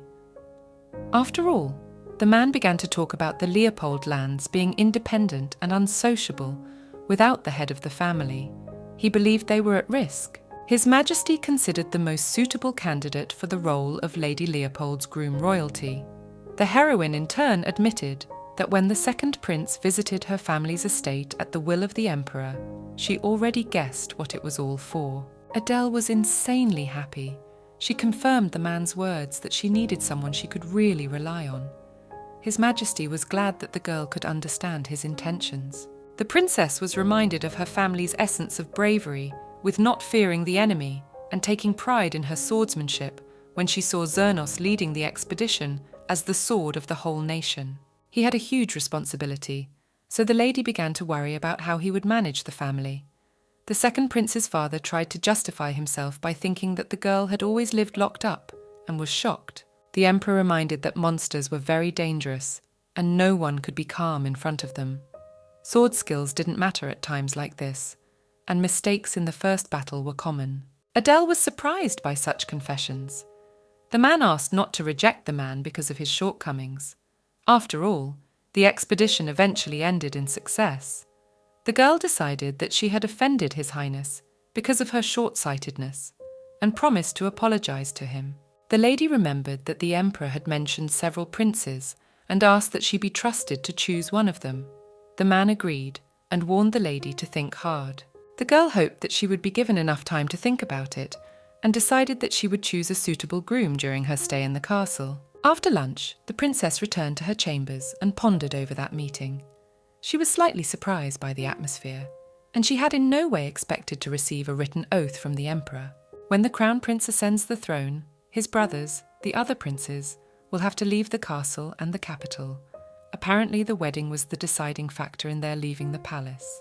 Right now, in the entire kingdom, there was no more suitable candidate for this than the Leopold family.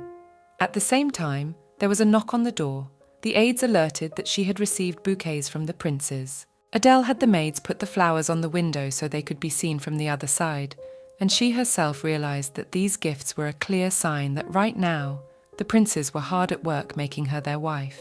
In one of the bouquets, the girl found a note from the third Prince Jan, and thought that if she were choosing a groom out of all the princes, she wouldn't even look at him. The princess asked if there was a place to ride a horse in the castle, and asked the maid to tell her knight about it so he could take her there himself.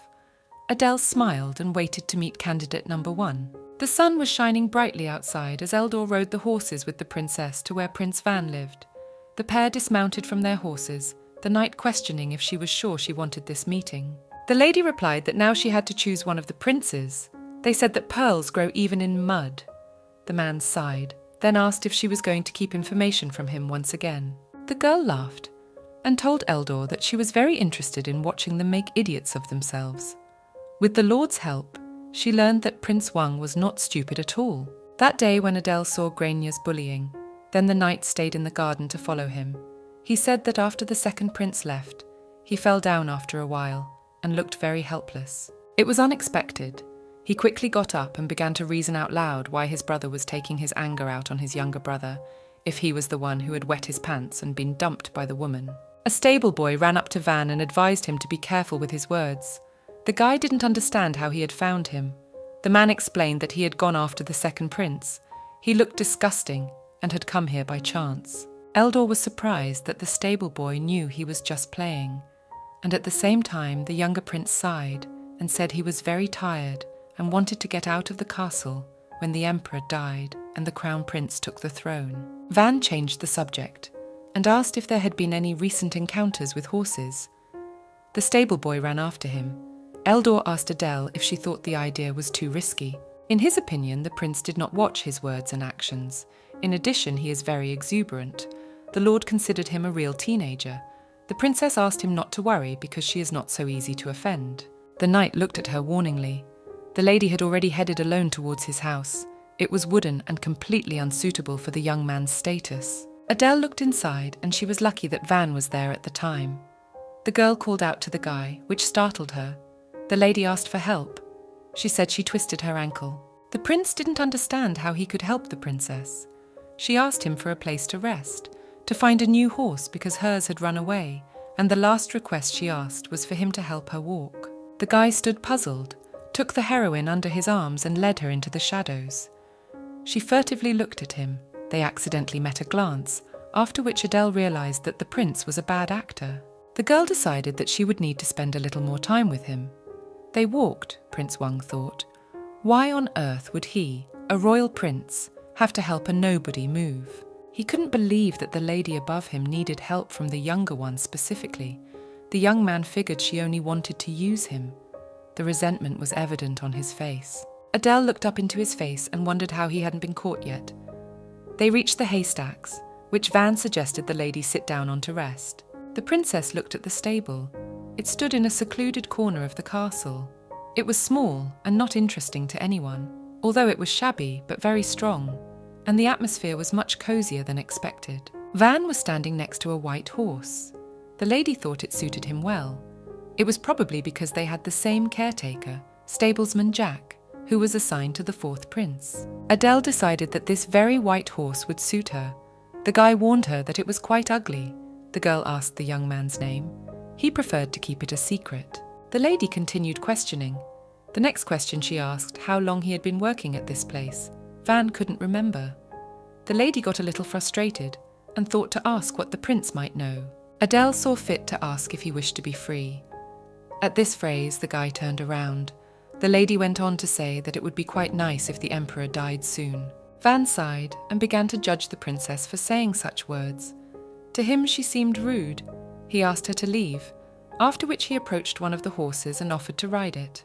The princess asked to stop acting out, for she knew that the emperor had 11 sons, and so far, the only one who had survived was the 7th prince. Even if one has the strength, the royal palace, this is where someone alone will become a candle flame in the wind.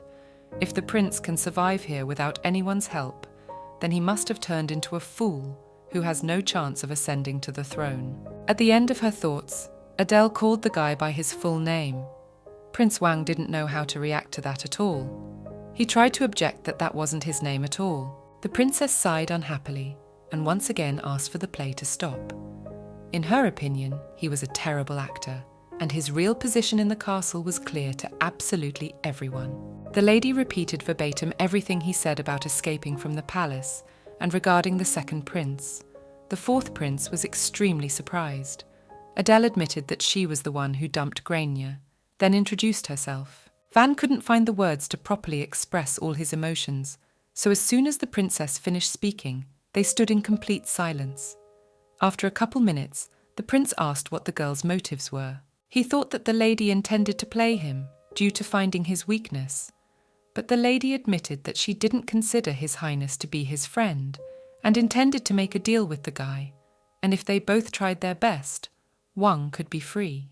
Adele thought that because of her proposal, both of them could get their benefits, namely they needed to have a wedding. These words dumbfounded the young man even more. The princess looked to the side and noticed that Jack was coming back. Van was at a complete loss as to how on earth she knew about the stable boy and walked over to the white horse to saddle it, with the words that she had come here just to introduce herself and needed to go. The prince started yelling at her, warning her that this horse was really complicated, but she didn't listen to him, got on the horse, thanked the guy for meeting her. The lady promised to meet him again, after which she galloped away. Jack ran up to Van and began to ask who had come to see them. The lad answered nothing and stood silent, bowing his head. Already in the castle, the girl walked down the corridor and thought about the 4th prince. because for someone who hates the emperor and the entire royal palace, he was a suitable candidate for the role of a groom. It wasn't even worth mentioning that the lady could control him. She had once again confirmed that the fourth prince was perfect for the role of her fiancé. But just dragging him in was useless. He must willingly hold Adele's hand. On her way to her chambers, she bumped into one of the assistants who greeted her, after which the girls entered the bedroom, which was filled to the top with gifts. The maid warned that the third prince had come unannounced, and hinted that he was apologizing for the unexpected visit, and had brought all these gifts. He wanted to meet in person, but was anxious and impatient because he had very little time. Considering his troubled heart, he apologized. The girl asked where the third prince was at this time, and entered the next room where Prince Yang was waiting for her. He greeted the lady and introduced himself as Vincent Jan Athanas.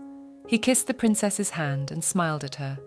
Adele thought that both in the present and in the past, they knew next to nothing about each other. Lady Leopold was surprised but delighted to meet her, for she too wished to propose a meeting and thanked the prince for the visit. He replied in the same way. The pair sat down on armchairs, and Ian confessed that when he saw the flowers in the third royal garden, he wanted to show them to Adele, and while he was walking around, he drifted off in thought, suddenly realizing that he had already come to see the lady and apologized for his ignorance. The girl looked at him and realized that this prince was much better than expected. The princess, out of curiosity, asked if the young man liked flowers. He explained that his mother had indeed loved them, and following her, he had fallen in love with them too. The lady remembered hearing about Her Highness the Fifth Queen's beautiful garden. The prince's nickname was Gardener Yang. His mother, as a princess from abroad, greatly loved the affection of the emperor and grew up to be a beautiful woman of great intelligence and mild character. To society, she was a fine lady. But Zernos wasn't so bad for society either, after all. He grew up in a great environment. So Adele was full of hope that the rumours about Ian were lying, although sometimes gossip can be true. The third prince asked if the girl had been to the capital before this visit. She replied that she had been here when she was a little girl, but she couldn't remember much anymore. Jan suggested that we look together at the sights of the capital and visit the central square to look at the night sky, because this place was his favourite and he often went there. Adele was surprised. How can he be there often if it's outside the palace? The guy admitted that he often escapes with his servant. After all, he's in good standing and can do that. The prince was quite strong and unambitious, but also quite competent, so no one could find any flaws in his personality wherever he went. No one noticed the guy, and no one wanted to harm him. Fortunately, Ian has a rather mild temperament, which helped him to easily get out of difficult situations. Adele listened to his monologue with a look of amazement on her face. The princess felt that the young man was quite objective about himself. He thought exactly the same, and believed that this was his strong point. If this variable did not exist, it was likely that the lady would have chosen him. The maid heard echoes of the couple's conversations in the hallway and peeked into their room to check on things, and noticed a laughing lady in the company of Prince Ian. The young man admitted that he was extremely curious after hearing that Adele had arrived in the capital, because when he was a child at the royal palace, Duke Leopold had come to the castle periodically, and the lad had glimpsed him a couple of times. His harmonious look, full of dignity, delighted the third prince, but he could not say so, for he was afraid of his stern gaze, and the only time he smiled was when he spoke of his daughter, so he was interested in looking at her and talking to her. The death of the hero is indeed unfortunate. All the people of the kingdom admired him. The girl listened to this with great surprise, and the prince himself smiled while talking about it. It was time to say goodbye. Jan expressed his gratitude for the meeting and hoped that they could see each other again.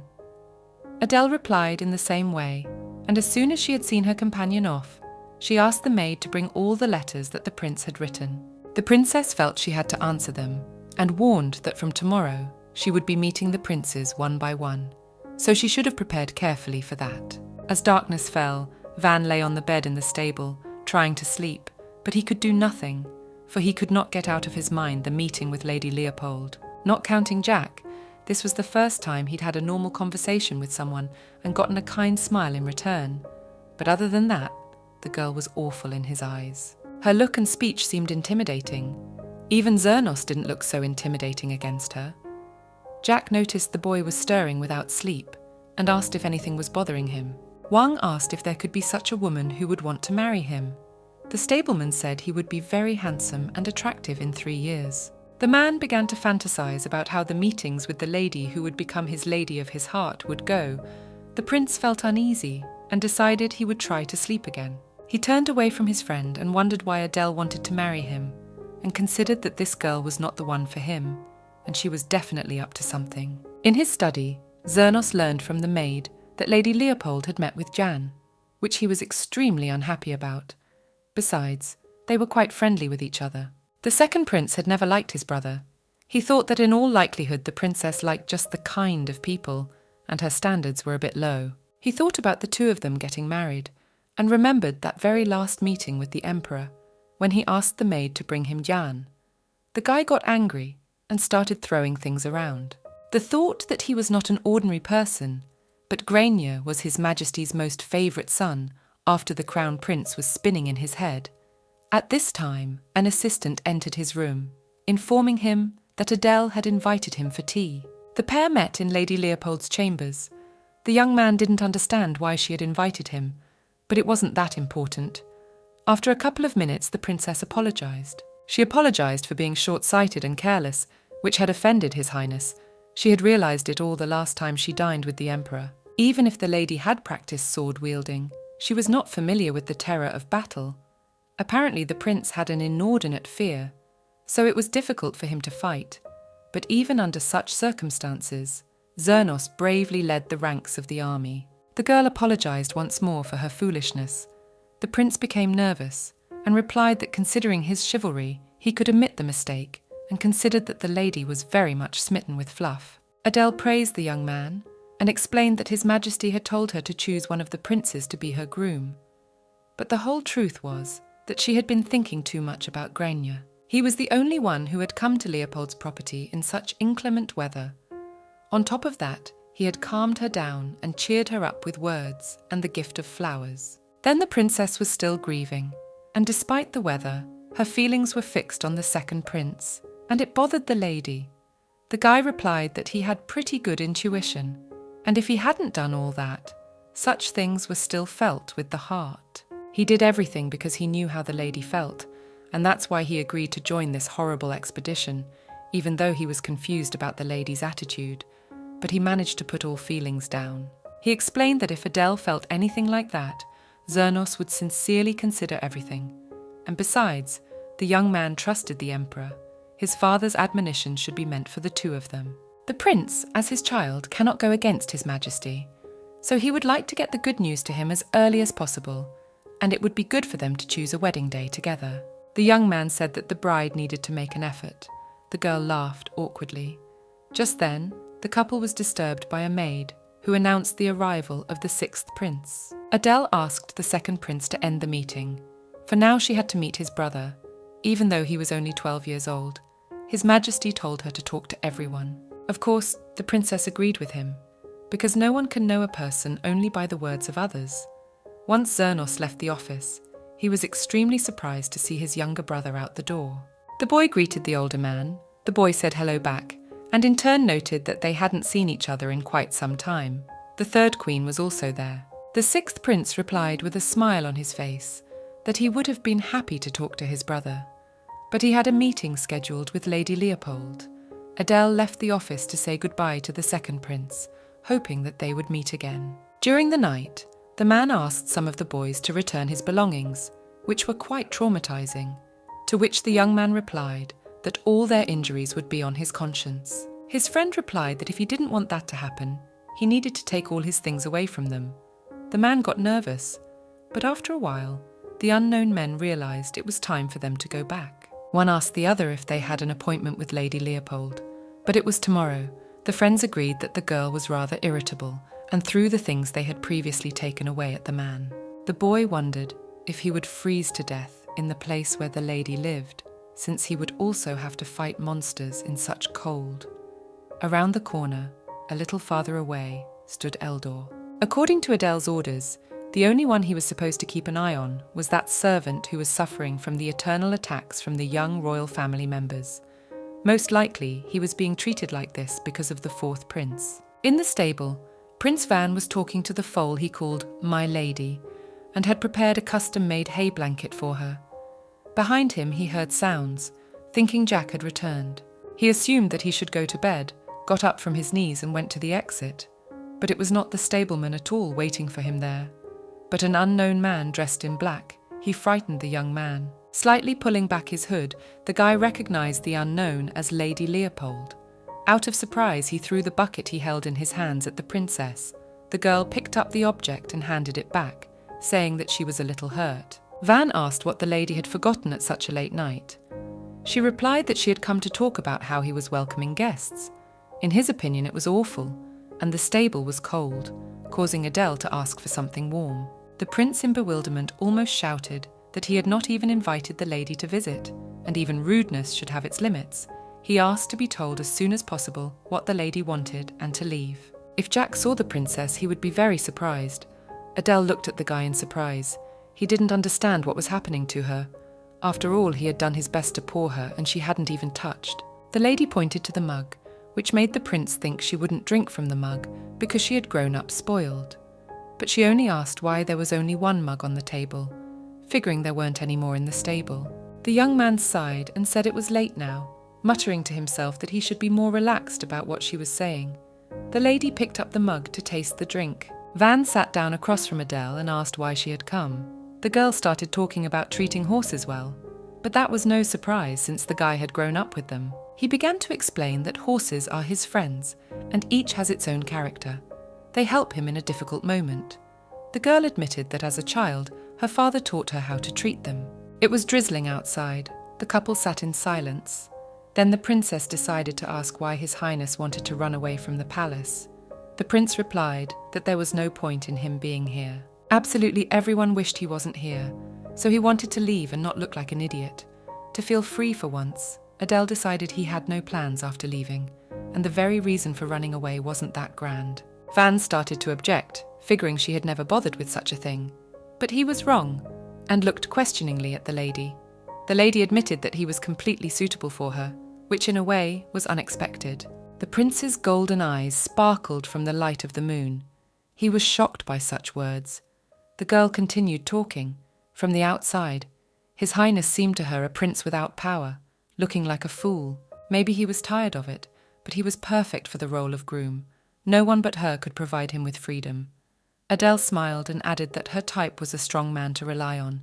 He was especially like that. Wang reminded that he is still growing, so the heroine hoped that in the future he will be taller. The princess told the terms of the deal. She gives the prince freedom, and he will marry her. The guy was confused. The word freedom beckoned him, so he didn't know how to answer, because the girl was offering him freedom so easily, and in return she would use him, but at the same time he would do exactly the same. He wondered if he could trust the lady. The young man didn't answer anything, but just sat with his head bowed. Adele expected him to react this way, because he was too cautious, so it wouldn't be that easy. But she would still throw a stone on that calm surface of the water. Lady Leopold rose from the table and called Eldor, saying it was time for them to leave. Van glanced anxiously in the lord's direction, whereupon the knight placed the cloak over the girl and met the prince's gaze. The prince looked up and saw this most reliable and strong guy. The lady warned that the young man could not know when he would need help. Besides, there was no one here with powers that can help him, and it's worth better to think over the offer and make the right choice. The guy didn't answer anything. The knight along with the princess mounted their horse and rode back to the castle. The rain continued to pour. Adele had warned that it was the rainy season, and there were always accidents happening in this weather. She asked Eldor if he was keeping a close eye on the servant Jack, and asked him to continue his surveillance.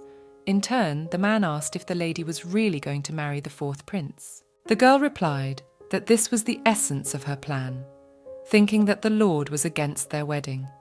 The knight, with a sad expression, said that it was all right, and he would follow the lady whatever decision she made. After which, he gripped the bridle tighter. On another rainy day, Adele sat in her study playing chess with Prince Ian. She had won a crushing victory, and despite losing, the young man kept smiling. The guy replied that he enjoyed the game, despite the result, and it was quite amusing to watch the lady. The girl laughed and noted that apparently she had already been read and she didn't even know it. The princess asked the prince to tell her what kind of person she was. He explained that the lady tries to help people openly rather than secretly. This fact was the best arrangement for the groom. Even with all the words and compliments Ian had said to her, she wasn't going to be soft on him. The guy added that in his opinion, a relationship should be casual. Adele thought about that phrase, wondering if her plan could be considered coercion. She was a little upset, though in all likelihood the young man didn't mean what she thought he meant. In his study, the emperor asked the maids which Prince Lady Leopold had met, and was informed that the bride had seen all of them, but most often arranged meetings with the second and third princes. It was reported to him that most of his meetings with Prince Yang were spent in the castle, and when Prince Zernos visited, they usually went out somewhere. The emperor immediately knew that these two were the bride's favourites. Although the third prince looks obedient, but inside he is stubborn and unwavering, his father could not trust him with such an important task. And on the other side of the scale was the second prince. The lad wasn't doing so well, but he was easy to control and quite obedient. His Majesty once again reminded him that an heir must be successfully obtained from Lady Leopold. Looking ahead, Zernos was better suited for the role. The emperor felt he was too lenient on the princess, and he had the right to steal her time. The man asked the maids to send her an invitation. Adele sat with an awkward smile on her face next to Cyril. Across from them was the emperor. This was, of course, expected. But wasn't the man's intentions too obvious? The emperor said he had planned to express his appreciation for his contribution to the expedition today, but delayed doing so a bit because he was busy with matters of state. The lady smiled and asked not to be praised, for the second prince had successfully led the army and defeated Cannon. The whole success of the journey was his merit. She regretted that she had not witnessed the might and bravery of the groom. The emperor confirmed that Zernos had worked up a sweat and was glad that the girl understood the whole point of chivalry. The young man had not said a single word during this entire dialogue. But as soon as the man finished speaking, his son put in a word. He thought it was still chilly in the lady's lands. Adele confirmed this thought, but added that wild flowers were starting to bloom at this time, and despite the cold, she wanted to show them. The princess was surprised, because the emperor thought that the lady invites the prince to his possessions right now. But it was not so. According to the father of the groom, the girl has already, to some extent, has already made a decision. The lady thanked His Majesty for his attention and replied that she was able to spend a lot of time with the princes and make a choice. Zernos rejoiced when he heard this. Everyone was full of hope that the bride would make the right choice. On a rainy night, Adele walked around the palace and thought about the fact that the emperor was trying to manipulate her. And because of her long stay in the castle, it would be hard to buy some more time. There was still no word from Van. It was frustrating. Because of the rain, nature was changing. Flowers were coming to life. Rivers and lakes were filling with water. But part of that change was increasing accidents. In the princess's past life, during this period, the fourth prince had drowned in the lake. She had heard rumours about it in the north, but ignored them. The girl remembered something about the incident. The mentally unwell fourth prince suddenly attacked the fifth prince in a fit of rage, and when the knights protecting the fifth prince drove the enraged elder away, he drowned in the lake. The fourth prince the bride met didn't look like a fool, and all his antics were pretenses. To attack the fifth prince there had to be some reason. The princess had her own guesses. While the girl was in thought, she was called from behind by Lord Eldor. She turned around and asked what had happened, and how the surveillance was going. She wanted to know about it. The knight looked a little tired. Apparently he was in too much of a hurry to see the lady. He looked like a man who had no one to rely on in difficult situations. She felt like giving Eldor her helping hand. Van looked out from under the roof at the dripping rain. He wondered why Jack was late. Usually, he could be compared to an alarm clock. This alarmed the young man a little. He decided he needed to find him. The prince went out into the rain without an umbrella. It was raining heavily that day too. The boy was walking barefoot in the downpour. Some maids saw him and thought he was strange. After his servant died, he was very ill. Everyone in the palace had heard about it. He was pitiful. Considering that the servant had no support, it would be a big surprise if he could survive alone. Before Wang's mother died, she had told her son the way he could survive. If the prince wanted to survive, He needed to get weird.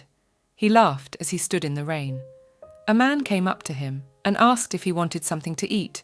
This was his first encounter with Jack. The man led the boy to a warm, dry place and placed a full bowl of soup in front of him. In Van's short life, it was the most delicious food he had ever eaten. The only person who helped the child feel warm was Jack. The prince thought he would have to ask the stablemen again to make potato soup yesterday. At this time he was trimming the bushes, but now he wasn't there. Walking a little further, Van noticed Jack lying on the ground. Blood was visible on his face. The guy crouched down next to him and tried to bring the man to his senses. Wooden objects were scattered and broken around him. The prince realized it was another joke of those twins and touched the stable boy. He was cold. The wound on his head was quite serious. The guy picked up his friend and carried him to the stable. He was having a hard enough time carrying Jack. He put him on the ground again and started looking around to see if he could spot anyone nearby.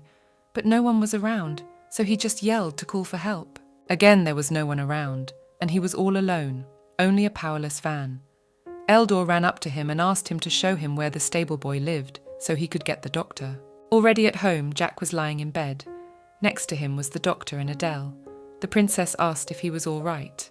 Because of the fact that the man had been lying in the rain for a long time, his body temperature had dropped. His condition was rather pitiful, but there was nothing to worry about. He had broken his left leg, and the other wounds were only minor scratches. The head injury was not as deep as it seemed. Jack had a pretty strong body, so he should eat well and he would be fine. Adele asked Eldor to escort the doctor out, and she stayed with Van. The prince must have been too shocked. The girl touched the young man's forehead, for he too had been out in the rain for a long time, and a good decision would be to see a doctor. It didn't seem at all important to the guy. He was more worried about how the knight knew that Jack was lying wounded in that place. The girl admitted that the lord was following them, just to get to know him better as a partner. But it wasn't worth worrying about, because it did help. Van replied that the lady should have blackmailed him into saving the stable boy in exchange for a wedding. Adele thought it would be unfair of the bride. In her opinion, a deal based on blackmail is wrong. The lady thought the prince felt helpless, for he was in an endless and heavy downpour, alone in a vast garden, without strength, without a man to rely on, with a sense of helplessness. The lady concluded that the young man was powerless when he couldn't even protect the one person dear to him. But she had strength. If he marries the strong Adele, he too could get hold of that strength. The girl said goodbye because Van wasn't feeling well either, and should rest. She offered to meet next time and left the house. The prince stood with his hand clenched into a fist. He didn't want to trust the woman. The young man went outside and asked the lady not to leave.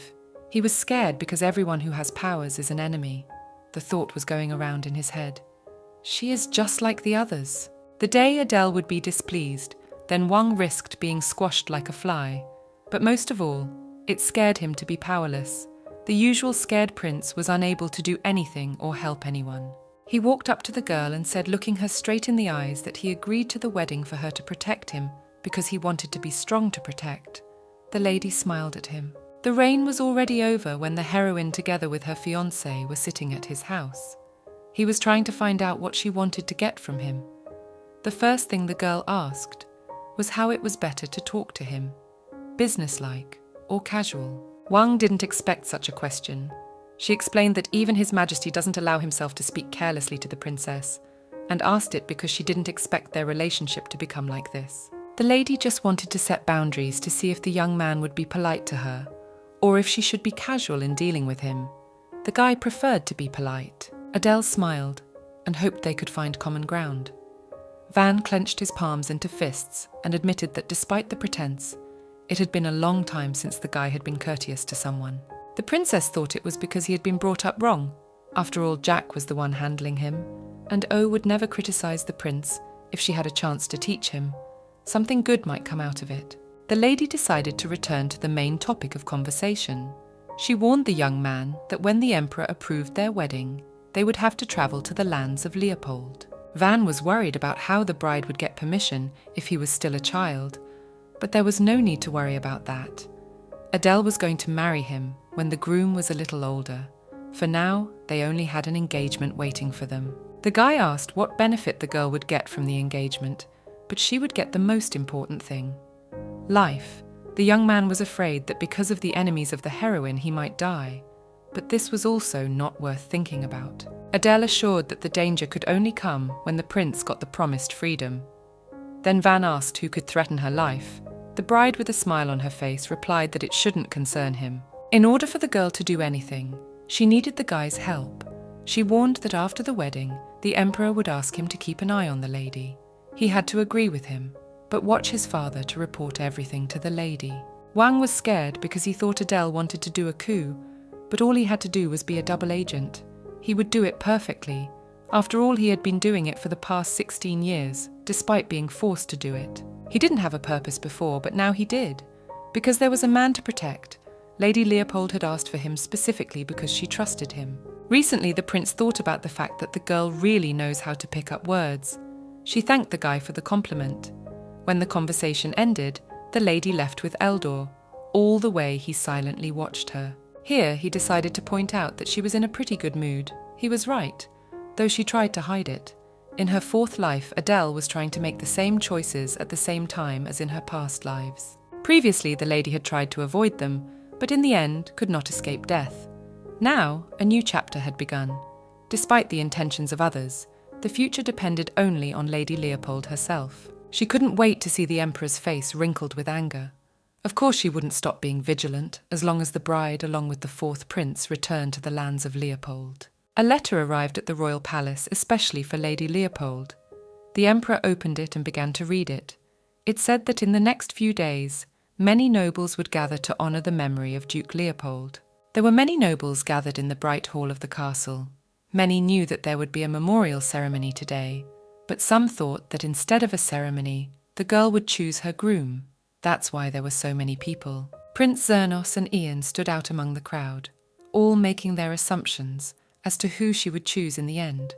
For with the second prince, the bride had spent a lot of time together lately. But some doubted, because they knew of his performance during Count Martin's expedition. Rumour had it that His Majesty's screams could be heard even in the hall, adding to the third prince's chances. No one could guess on whom the princess would choose, because even the seventh prince could become the chosen one. But everyone was sure that none of them would refuse the best sword of the kingdom, vast northern territories, and untold riches. In addition, they were accompanied by a very beautiful bride. Zernos looked around at the people and noticed the people around them gossiping about Adele's choice. The second prince was full of confidence that he would be the lady of choice today. He looked a little closer and noticed Wang among the nobles, which he was surprised to see, for he was not supposed to be here for any reason, at which moment the arrival of the king and queen was announced. The ceremony began. Adele sat on her knees in front of the emperor. He asked if she was ready to choose one of the princes to be her groom. The lady thanked for the offer and announced that she was ready to marry. His Majesty was reassured when he learned that the girl had made a choice and hoped that the princes would accept any outcome. The grooms confirmed his father's thought. The nobility rejoiced that at last someone would take Duke Leopold's place. The wedding was supposed to be the main event of the year. The Queen asked Adele to voice her choice between Prince Grain and Prince Ian. A girl in the crowd asked Irina who her friend would choose, but even she had no suspicions. The princess began to make her choice. She announced that her fiancé was not the second and third princes. Everyone was surprised. The emperor interjected menacingly. After all, she had agreed to the wedding a few minutes ago. The lady said everything from the bottom of her heart. His Majesty, not understanding what was going on, was getting angrier by the second. The lady reminded that the man had given her the right to choose. The bride took a few steps and approached Van, announcing that he would be the one to be her groom. The guy looked at the girl with a smile. The aristocrats whispered amongst themselves. The emperor pounded the throne menacingly and shouted at Adele, accusing her of daring to joke about him at such a moment. The princess looked into the crowd and met Irina's gaze. The crowd was puzzled. The queen warned that the fourth prince was not well. The bride apologized and explained that in her eyes, Van looked more innocent and kinder than the others. That's why she fell in love with him. The prince shone a bright smile. It was she and the calm, quiet voice that calmed the girl. The lady told of an occasion when she twisted her leg on a horseback ride. Then it was the fourth prince who helped her and picked up a safer horse. The crowd murmured. Some remembered that Wang had been quite intelligent at a young age. Some of the aristocrats thought that this was not the best time to reminisce about the past, but many knew it was true. Adele continued to narrate. The next fact was that when she went to him to thank him for his care, he brought her a mug of warm milk. There was no way the lady could forget his kindness, even if she wanted to badly, thinking it was love. None of the lady's words pleased the emperor. He only hoped it wasn't all serious. But the girl dismissed his thoughts and formally asked permission to marry Prince Vincent Ferdes Atanos. His Majesty reluctantly agreed. The girl bowed and thanked the groom's father for the blessing. In the evening, when the sun was already setting, a butler came to Van with an invitation to dinner from Lady Leopold. Before the meal, Adele arranged for her fiancé to have the best bath possible and sent clothes as a gift. Finally, the couple gathered around the dinner table.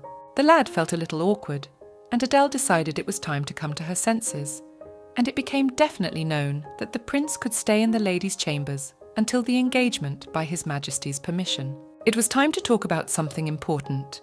The lady warned that soon the emperor was to try and get rid of the groom. In favour of his true plan, she asked the young man to stay with her. Van was frightened, and the girl listed some methods to beware of to stay safe. He remembered all those words the bride had said earlier, and they were fundamentally different from what the lady was saying now. Deep in the night, Prince Yang asked his father if he would really allow the couple to marry, but the man couldn't renege on his promise. The boy reminded him that there are always ways to get rid of his brother. The emperor hesitated, and his son continued, suggesting that they disguise everything as an accident and ask the lady to choose another prince. But the man knew she would be able to guess that it was all planned. Although Adele was acting rather innocent, but she was smart for her age, this fact was obvious, remembering how she asked Wanpun to join when His Majesty approved the wedding. According to the man, she would do anything to protect her fiancé. And besides, the prince is still a prince. There was no benefit in the death of the Duchess's fiancé. It would only have a negative impact on the royal family. Now there was only to wait and see, because he could be even more useful than Zernos. The couple was sitting in the bride's chambers when Wang learned that he was to meet his father.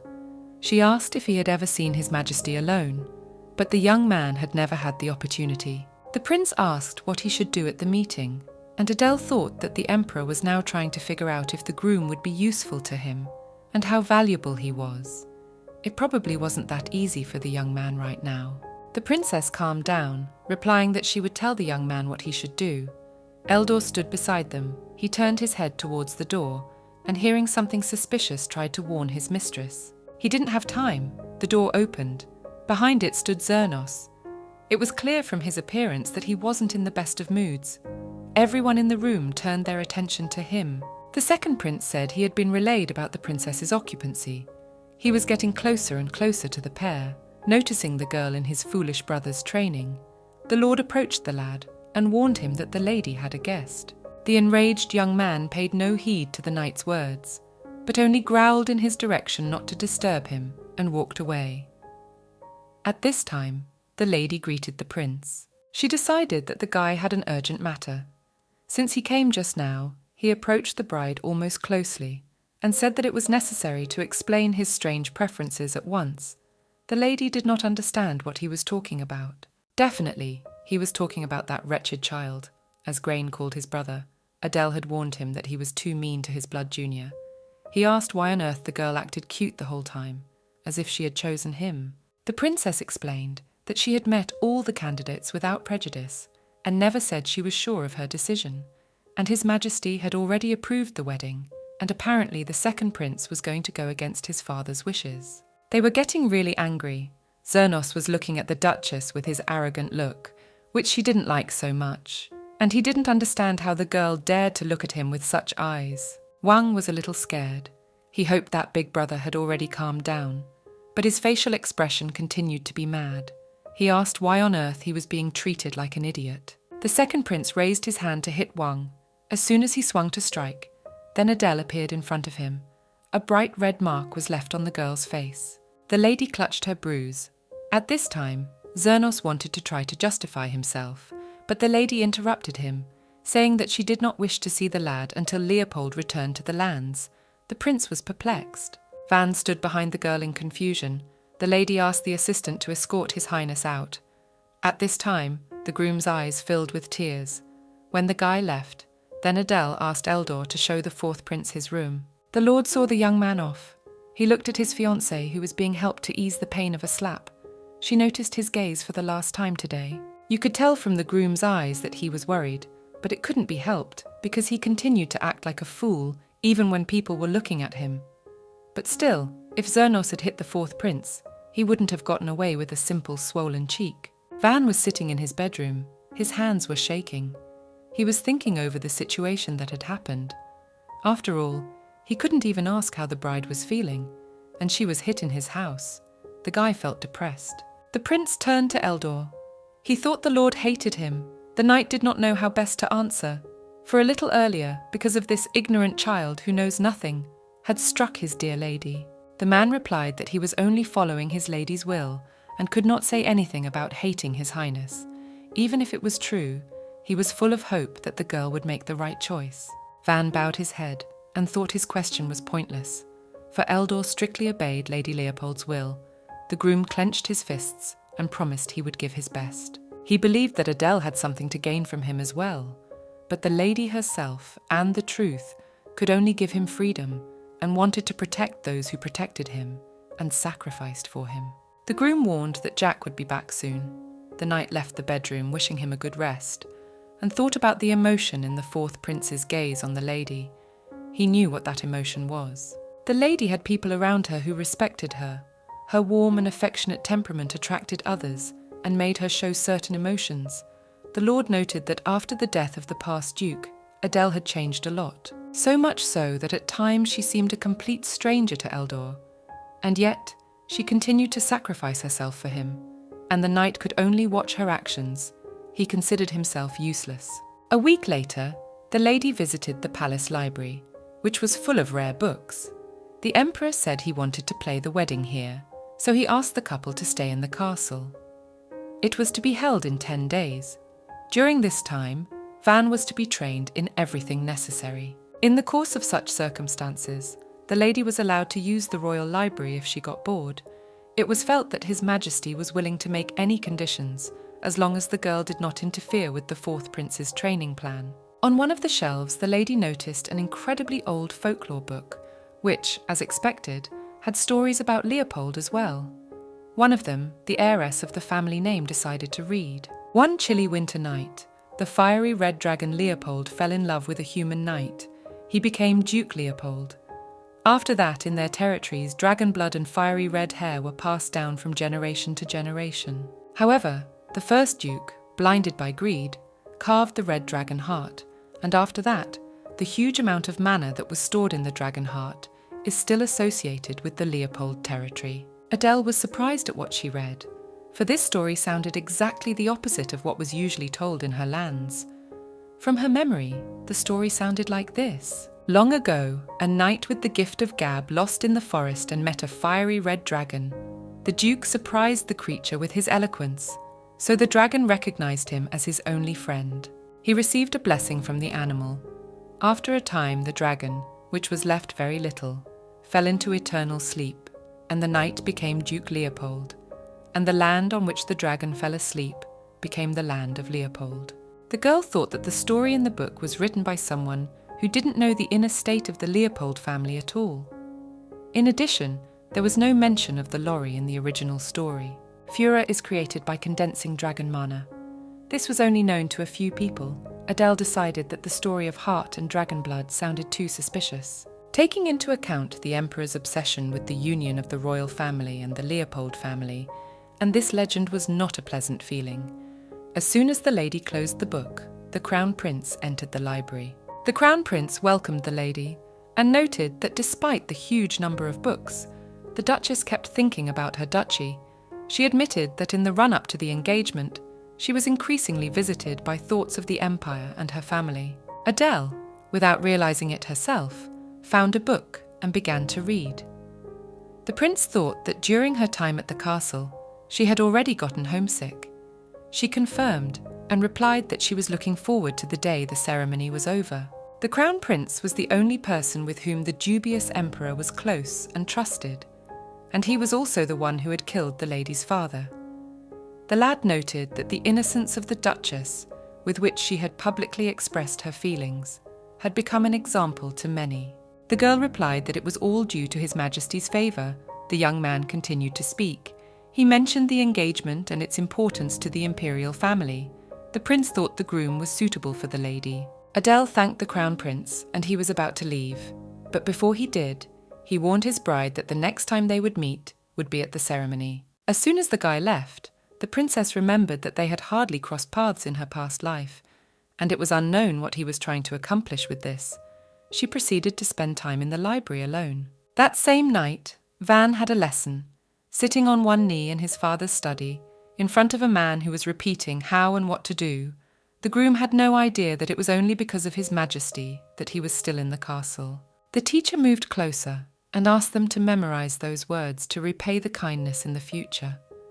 Quite some time had passed, but there was still no way they could finish. I wanted to sleep, eat, drink, and rest. Just at this moment, the guy fell asleep in an important lesson. So the man poured water on the student. He was very displeased. Eldor appeared again. The teachers didn't like it. The man asked to send him away so as not to interfere with the prince's training. After that, they started all over again. Wang managed to forget, in a moment of calm, that this place was truly his. But there was no way he could handle it alone, because he was too weak. The prince knew it from the beginning. The guy shouldn't be looking for pity by pretending to be rude. He needed help. The teacher asked how he was still in such good health if he just ate, slept, and didn't worry about anything. He had to say that it was all thanks to His Majesty the Emperor.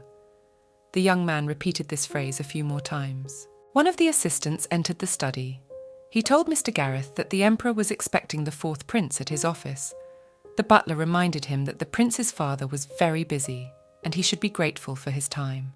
The man thought he was just a kid who couldn't hide his excitement over a dubious position, and if he kept quiet, he would look tolerable because he wasn't good enough. So Lady Leopold's intention to marry a puppet by which she would gain real power is not just a rumour. Wang walked to the door and reminded himself once again that he must not appear too clever or ignorant. He encouraged himself by saying he could do it. When he appeared before the Emperor, he immediately fell to his knees and began praising his father, talking about how happy he was to meet him.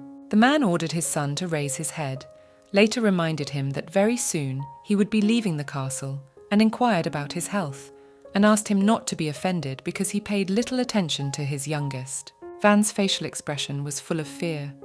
The lad's father thought of him as a know-nothing idiot, but that wasn't the case. He asked the prince to talk about Leopold's geographical features and specialization.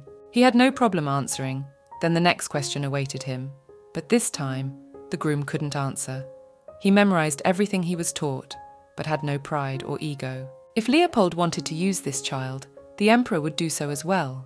He asked the fourth prince to show his face. On the table was a vial of medicine that His Majesty had shared. Adele asked Eldor if he had learned anything about it. It turned out that the drug had the effect of increasing the concentration of energy in the body for children and weak men. A suspicion has arisen that the Emperor's plans include pregnancy, but it is prevented from materializing by the groom's erectile dysfunction. Wang blushed with embarrassment. Everyone asked what the prince had heard. He said that from now on, he had to report any actions of Adele Leopold, and it was worth thinking about the continuation of the family as the most important task. The princess thought it was strange that His Majesty had decided to meet with his son for the sake of saying this. It only meant that the Emperor was truly obsessed with the idea of mixing royal blood with Leopold blood. Why didn't anyone just kill Lord Eldor when the girl married him in a past life? The guy decided to add to everything, since they were in the same boat. He warned he couldn't do it. The Duchess smiled and reassured the groom that she wasn't interested in that sort of thing with the lad. But the medicine wasn't supposed to do much harm, so the lady offered to take it and grow faster.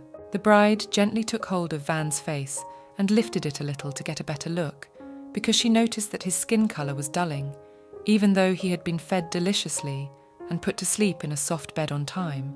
Something must have been bothering him. The prince thought he was being treated like a child after Adele's words. He remembered the faces of all the people who had recently treated him badly while being trained, but replied that he was fine and nothing was bothering him. Then, the princess asked to tell what they were taught in the lessons, because there were rumours that even Jack was not allowed in. The girl thought it was reckless, The guy explained that it was just etiquette lessons, where they were taught to praise the greatness of the emperor. One of the aides knocked on the door and announced the visit of Prince Ian's servant. Adele went out into the corridor, where a letter was waiting for her. It turns out the third prince had offered to take a walk with him, because it was already flowering season. In the evening, under the setting sun, the couple strolled through the garden. The prince thanked the girl for her time. She thanked in return for the invitation to such a lovely garden. Ian asked how the preparation for the engagement was going and whether the couple was going to return home immediately after the ceremony.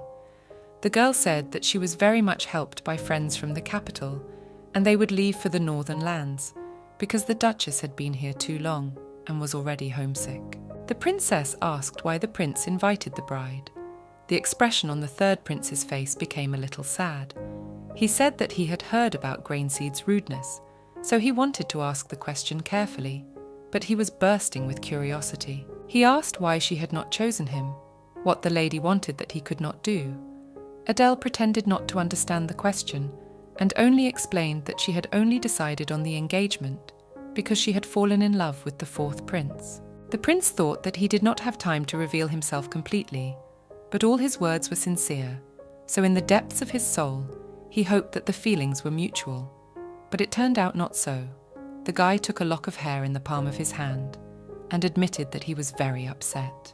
Adele replied that she didn't understand at all what Ian was getting at and asked directly if he liked her.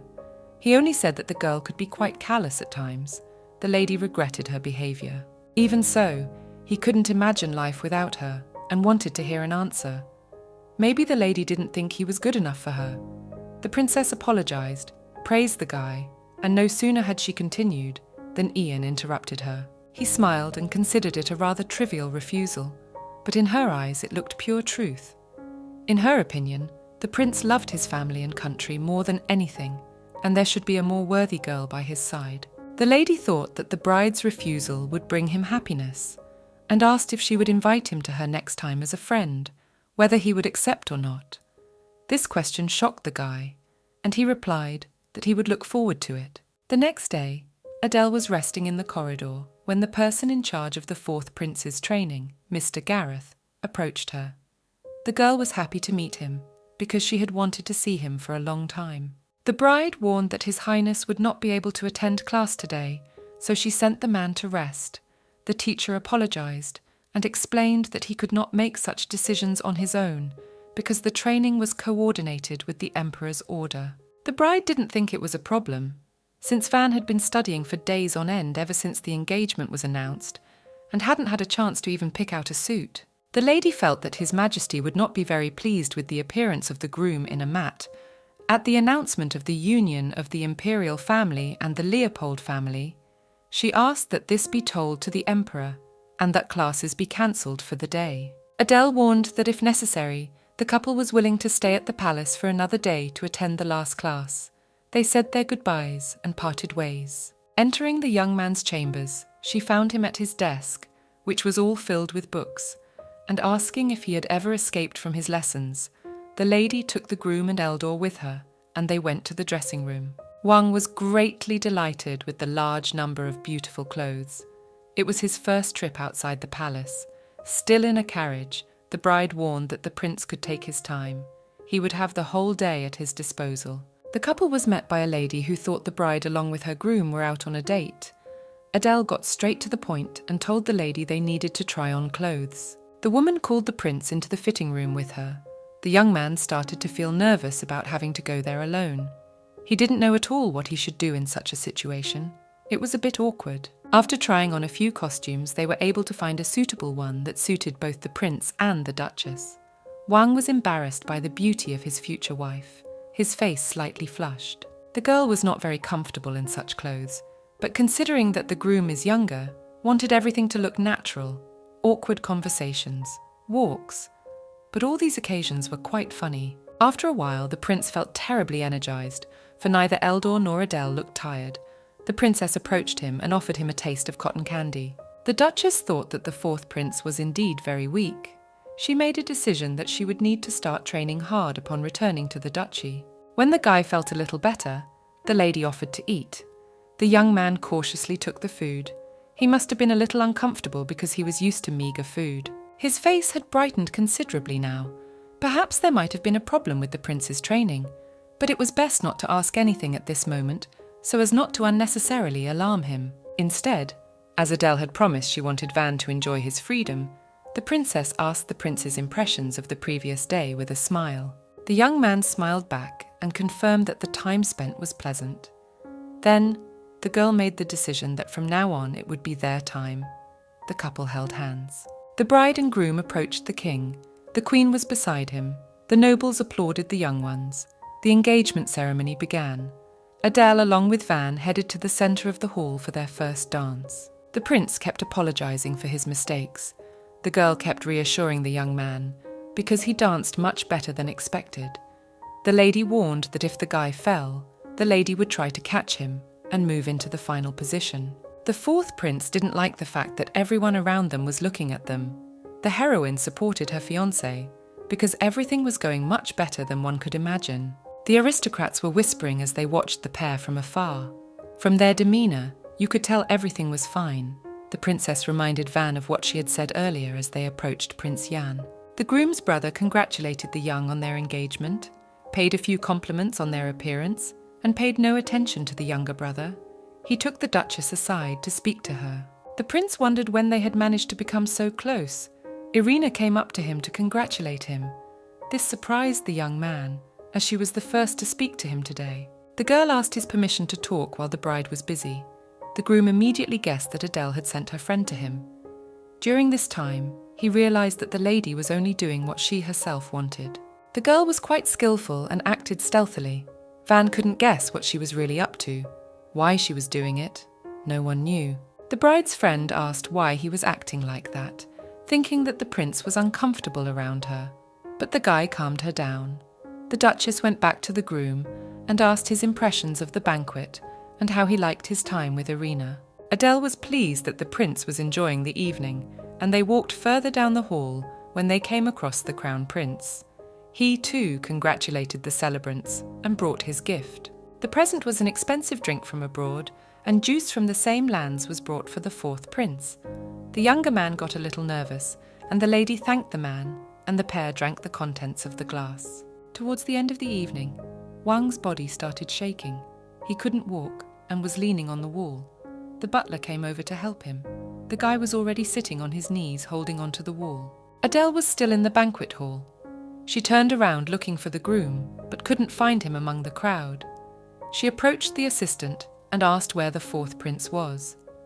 To this, the man replied that it was hard for the young man to be in crowded places, so he was taken to a quiet place. The princess asked to be shown this room to her as well. Then she was escorted to the door of this bedroom without any problems. Standing in front of it, she was once again convinced that the emperor had not changed a bit and was using the same dirty tricks. The lady found herself in the same room again. Van barely reached the bedroom. He analysed his condition.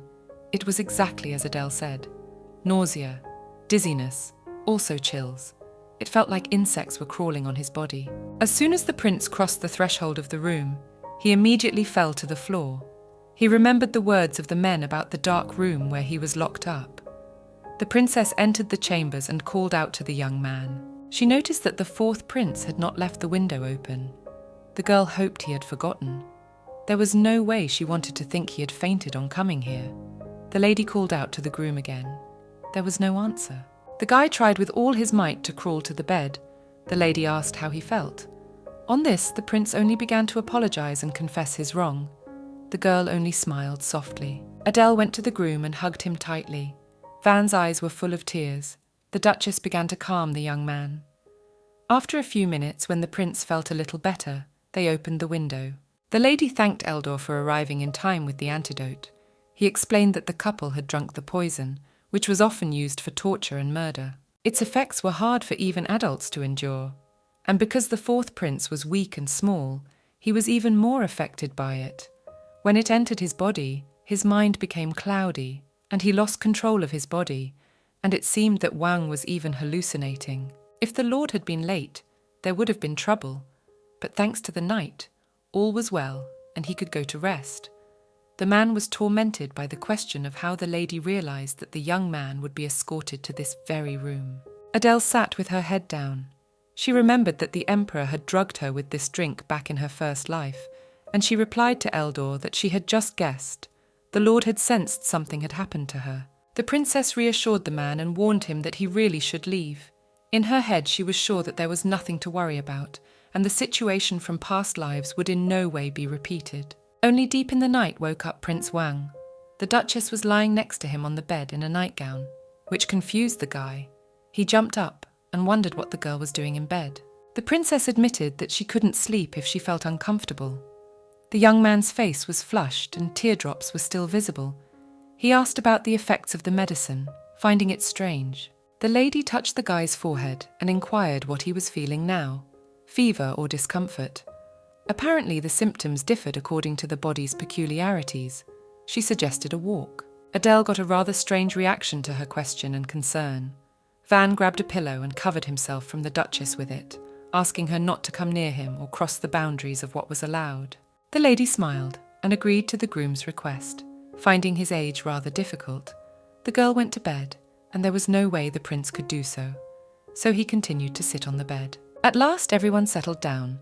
The girl warned that the couple was leaving for the duchy tomorrow. Leopold was calm and at ease, so the prince was free to do what he wanted. It was her gift to him. Van admitted that now he felt much freer than it was before.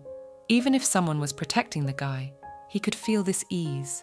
These revelations pleased the bride.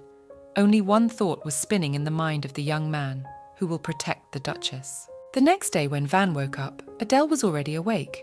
The guy was surprised that the morning would be so early and asked if the Duchess always woke up at this time. The princess was surprised, for everyone in the palace woke up at about the same interval of the morning. The prince couldn't believe that she was waking up even earlier than the stable boy. The lady smiled and asked for one more request. But no sooner had she finished than there was a knock at the chambers, and the maids entered, saying that they were worried about the girl, for there had been no word from the banqueting hall since her departure. The assistants offered tea, while they were surreptitiously examining the bedroom, especially interested in the linens, on which, at the moment, nothing definite could be said. The lady agreed. The servants noted that the Duchess's appearance was also no different from usual. And yes, the fourth prince was nowhere to be seen.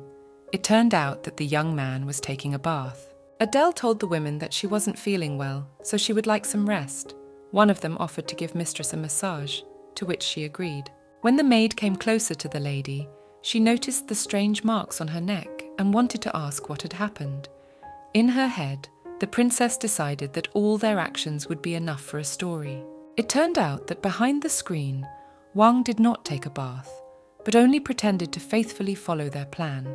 The servants came out of the bedroom, where a butler was waiting for them, who reported all the information to the emperor. His Majesty was pleased because there was confidence in him that the couple had spent the first night. As the fourth prince was still too young, there were some worries about that, but everything went smoothly. He thought the junior's training had been a success. The man couldn't fail, so the crown prince had to be used. In his mind, the ideal outcome would be to get the Duchess pregnant the first time. However, the emperor was already satisfied that the intimacy happened. Since the engagement was successful, Wang deserved a gift from his father. He ordered the maids from time to time to send his son a medicine to maintain strength.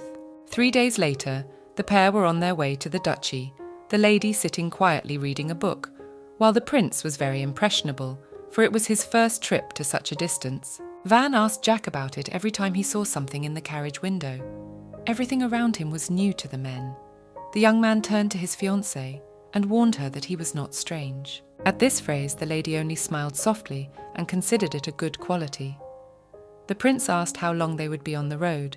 Adele replied that in a couple of hours the train would arrive in Matina, where they would transfer to a carriage and travel to Leopold. As a last resort, they would arrive in the duchy by sunset. The young man was offered a taste of a local sweet that was sold at every stop. Lord Eldor had specially bought it for them at the station. The lad agreed. The Duchess recalled an episode from her childhood, when her father, holding her in his arms, had offered one of the sweets too, with the words that the girl could order them whenever she liked. But it was much more fun to come and taste for herself. After warm memories of Duke Leopold, the girl hurriedly closed the book, then turned around and noticed the crumbs on her fiancé's face and started to clean them up.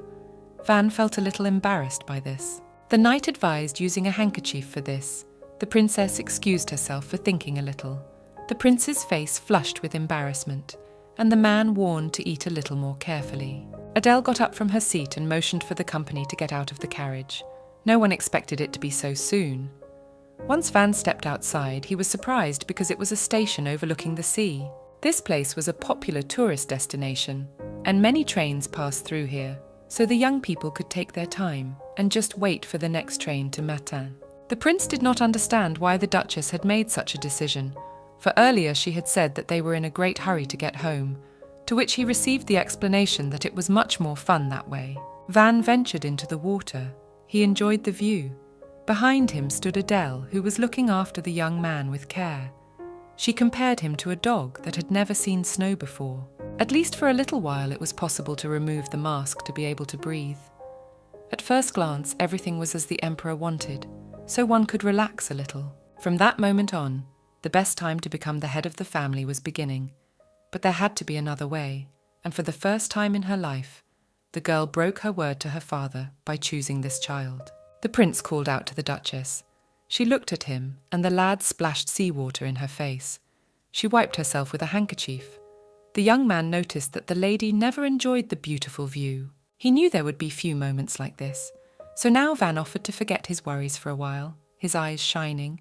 Adele agreed with his words. The prince smiled.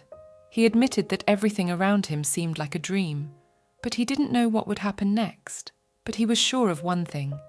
The young man was looking forward to the future. Sometimes the words of the fourth prince surprisingly coincided with the feelings of the Duchess. She confirmed his thoughts with a bright smile on her face. The girl was sure that this time everyone would survive. At sunset, the couple was already quite close to the Duke's castle.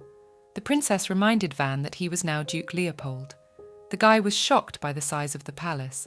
It was much bigger than he could have imagined. Adele reminded the prince what she had asked him earlier.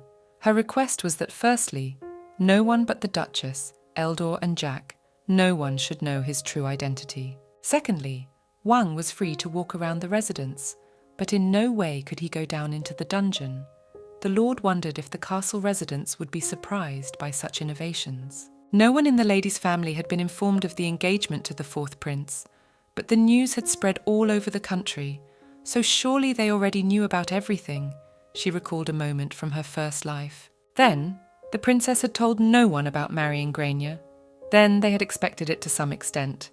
And now they must be surprised at the unexpected engagement to a prince everyone thinks is crazy. Maybe some would be upset, but on the other hand, there was still regret that because of her carelessness, she was worried that many might treat the fourth prince coldly. Finally, the carriage arrived at the palace. All the servants and residents of the castle were already standing at the exit to greet the Duchess. The first to arrive was Hans, the butler of the Leopold estate. All present bowed and congratulated the young ones on their engagement. The prince awkwardly thanked for the warm words. Next, Sarah, the head maid, introduced herself. She approached the boy and offered to come with her to escort him to his chambers, at which time Adele asked Hans for his reaction to the choice of groom. The man replied that everyone was very surprised, but thought there must be a good reason for it. So he hoped Wang would turn out to be a better person than the second prince. The princess laughed and thought that the butler would scold her if she chose to marry him. But that wasn't true, for she was the one who got to choose. For the whole duchy, it was the most important thing, and everyone was glad that the lady had returned in good health. Already in the evening, the couple was dining with the rest of the inhabitants. Those around her tried to take care of her, but she refused. The girl admitted that she was worried about being in the capital for so long. She turned to Van. The Duchess smiled and took the groom's cheek with the words that it was time for the children to go to bed. He was embarrassed. She rose from the table with him and wished the others a good evening. Hans took the young man away. Eldor walked down the corridor with his mistress and asked about her well-being, for she had had too much to drink. The girl was only glad to be home at last. The lord noticed that on his return, the lady looked as lively as ever. The lady confessed that she would like another drink, but it was no fun to be alone, so she offered the knight to drink with her in her room. They entered the princess' bedroom and took a glass each with a drink. Adele was surprised because she didn't expect such a reaction. Before she was concerned. However, it was all over. The lady entered Van's chambers and asked him about his impressions of Leopold. He admitted to being very full from the evening. All attempts to take care of the lad were very nice. Everyone warmly welcomed the new duke because they believed in their lady. The bride, however, believed in Leopold, her father, and Lord Eldor. She knew everyone was worried about that. As the head of the family, the girl was worried about every step she took, as she could not get proper education. If not for the memory of her father, there would not have been such hospitality as there is today. The lady really wanted to lead the Leopold family to protect these people, the land, and herself. So she asked the knight to believe in her, just as the man believed in her father. Adele thought everyone was talking about continuing to trust because they had faith in the Leopold family and its previous head. But that wasn't the case at all. Eldor explained that trust was not inherited. It always had to be earned. Those around him remembered how it had been a few years ago, when a squad led by the Duke had gone missing. The young lady, who seemed likely to faint on receiving the news of her father's disappearance, was able to control herself and tried to help the soldiers and the Duke in any way she could. The knight confessed that he could never forget that girl who, desperately holding back tears, inspired those around her, and even before her father's grave, thought of him first and foremost. Her faith in Mistress had been sown by herself, even in the worst of times. Adele looked back. She thought she had been too stupid, naive, incompetent, and narrow-minded at that time of her life. Eldor noted that after the Duke's death, she had changed a lot. She didn't smile or show her tears as before. It was her strong decision to protect Leopold. The Lord admitted that whatever the lady's choice, he would always support her and was sure the others thought the same. The lady clutched her dress in her fist and tried to hold back her tears, but she failed. The princess thanked the knight. The man rose from the table and spoke. "I, Eldor Shanktis, will raise my sword for you and give my life for you. I will protect you no matter what it costs me." Adele had one request. She wanted the Lord to become the prince's teacher. The next day, Van along with Jack walked around the castle grounds. The man was looking into a book and talking about the places they had passed. The prince asked what it was he was holding in his hands. The stableman told him it was a story of Leopold that had been given to him by the other servants of the residence. The prince had been in the castle for a week, but never had time to see everything. He thought that the girl was very busy because the palace was very large, but still, a week away from the capital was considered a long time for a guy. In the middle of the garden, the friends were met by Hans, who told them that my lady had a surprise for him. The butler escorted the young man to the study, where Lord Eldor was waiting for him. The man announced that he would be training him. On the same day, there was a meeting to protect the Leopold family's vast wealth. Besides, it was important to be at the forefront of the monster hunting group. No one in any way did not condemn the lady's choice. However, the trouble was that no great victories would be expected from the fourth prince, who would become the new head of House Leopold in the future, for the head of the family had many responsibilities. These included ensuring the prosperity and security of the lands owned, keeping peace throughout the north. It was the Axis that kept the balance. Some began to suggest finding someone to help guard the territories, and a good solution would be to appoint a commander of the Knights of the Duchy as soon as possible. Someone said that no expeditions could be conducted without funds, even if there was money. As long as the area was unsafe, no people could be allowed in. In addition, there was already a trade route of spreading the resources of the duchy, but there was no point in it now, since there was no one to gather those resources. Adele agreed with the last words, but did not consider this fact a hindrance. The girl was not going to interrupt the history of prosperity of the duchy. She promised to find and provide a way to keep the balance, and not stop developing. The butler had been furtively eavesdropping under the study doors, and warned that the atmosphere was hot. He felt that the lady would be very tired after the meeting, so his duties tonight would include special attention to dinner. When the meeting was over, the lady returned to her chambers, where Hans was already waiting for her with a cup of tea. The man praised the princess for her excellent appearance and the fine results of the negotiations. Adele thought she had acquired all the skills thanks to her father. It had been a long time since they had held a meeting, so it was expected to take a long time.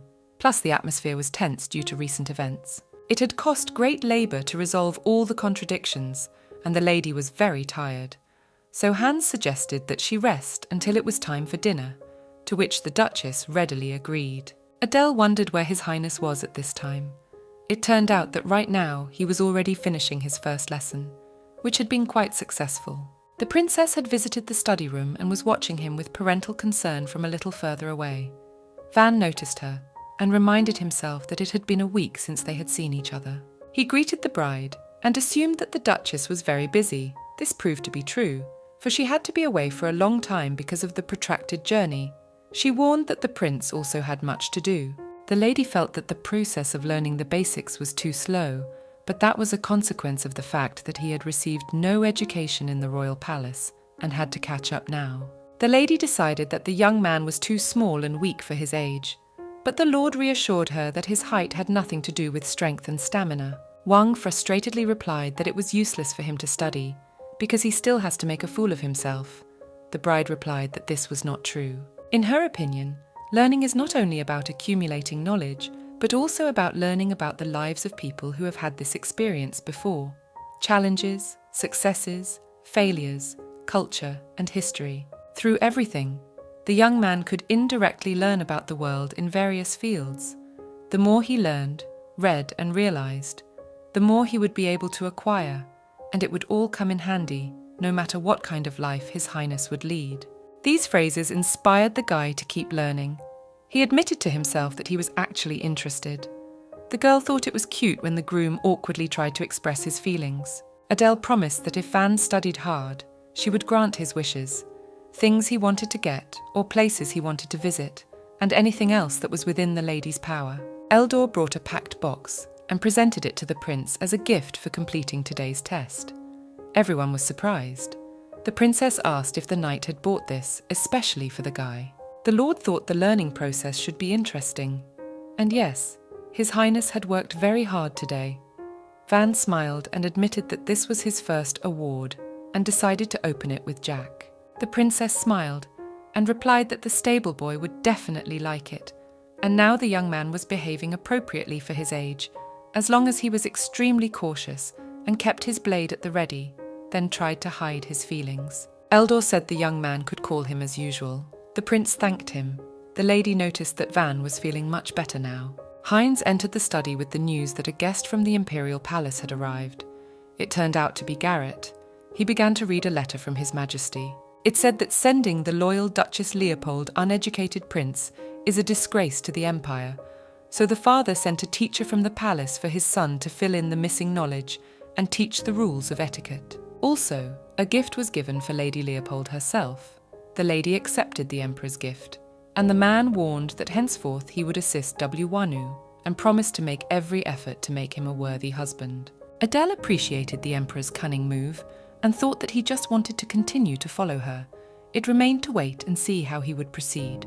In the evening, the prince sat in the study with his head bowed, and Heinz apologized to Jack. The stable boy replied that someone like him couldn't be His Highness's servant. The butler reassured him by saying that no one thought so. His Highness, the lady and everyone else was upset. The man was determined to do everything in his power to keep him here. He was glad of it, and wanted to stay at least as a stable boy in the duchy. The prince covered his face with his hands and pondered whether to tell Adele that he didn't like Mr. Garrett. But most likely, she wouldn't be able to do anything either, because the emperor had sent him. The teacher called out to the guy, which startled him a little. After a second, the man raised his hand. Wang squirmed, preparing to get hit, but he only squatted down next to him and asked how he was doing. The next morning, some servants were peeking from around the corner behind Van. They noticed Lord Garrett next to him. They all knew he was a bad man and wouldn't let them play with His Highness. The maid reminded the spies that the prince was not their age, but the guy never minded spending time with them, and with the arrival of the teacher, everything would change. Rumour had it that he had even offended the cook in the kitchen. The aide chased all the extras away from the doors and went to do her business. Lord Garrett closed the doors and asked the young man what he had learned in today's lesson. Wang replied, a little apprehensively, that on His Majesty's orders, a magical railroad had been laid across the empire, and this was the basis for it. But before he could finish, His teacher sat him down and praised him for his improved memory. The man held the young man by the shoulders and reassured him that no one would laugh at him here, and that he should relax, and that good people lived here. But he shouldn't take it at face value, because no one needed him. According to the Lord, the inhabitants of the castle pretended to be kind as they cared for the young lady, and they didn't care about the groom at all. Wang began to think that he was still useless. Garrett asked what was required of His Highness. The prince replied that he had to do what the emperor said. The teacher praised the lad and reminded him that he was the man His Majesty had sent. This meant that his words expressed the emperor's will. It was already nightfall. It had been 10 days since the Lord had arrived. He had not moved a step away from the prince, leaving him only during lessons with Eldor, yet he had done nothing. Adele entered Van's bedroom where he was sound asleep. The princess remembered that when the groom first arrived he was shy and noisy, but today he must be very tired. The girl sat down next to him and noticed that he was having nightmares again. He was constantly being followed, and it only made the young man feel worse. It was true that they were together for mutual benefit, but she was worried that the guy was suffering because of her. The lady apologized to the groom and promised that she would certainly make him free, after which she lay in bed beside him. The young man woke up and screamed in fright. Van wondered why she didn't wake up, but after a couple of seconds the lady opened her eyes.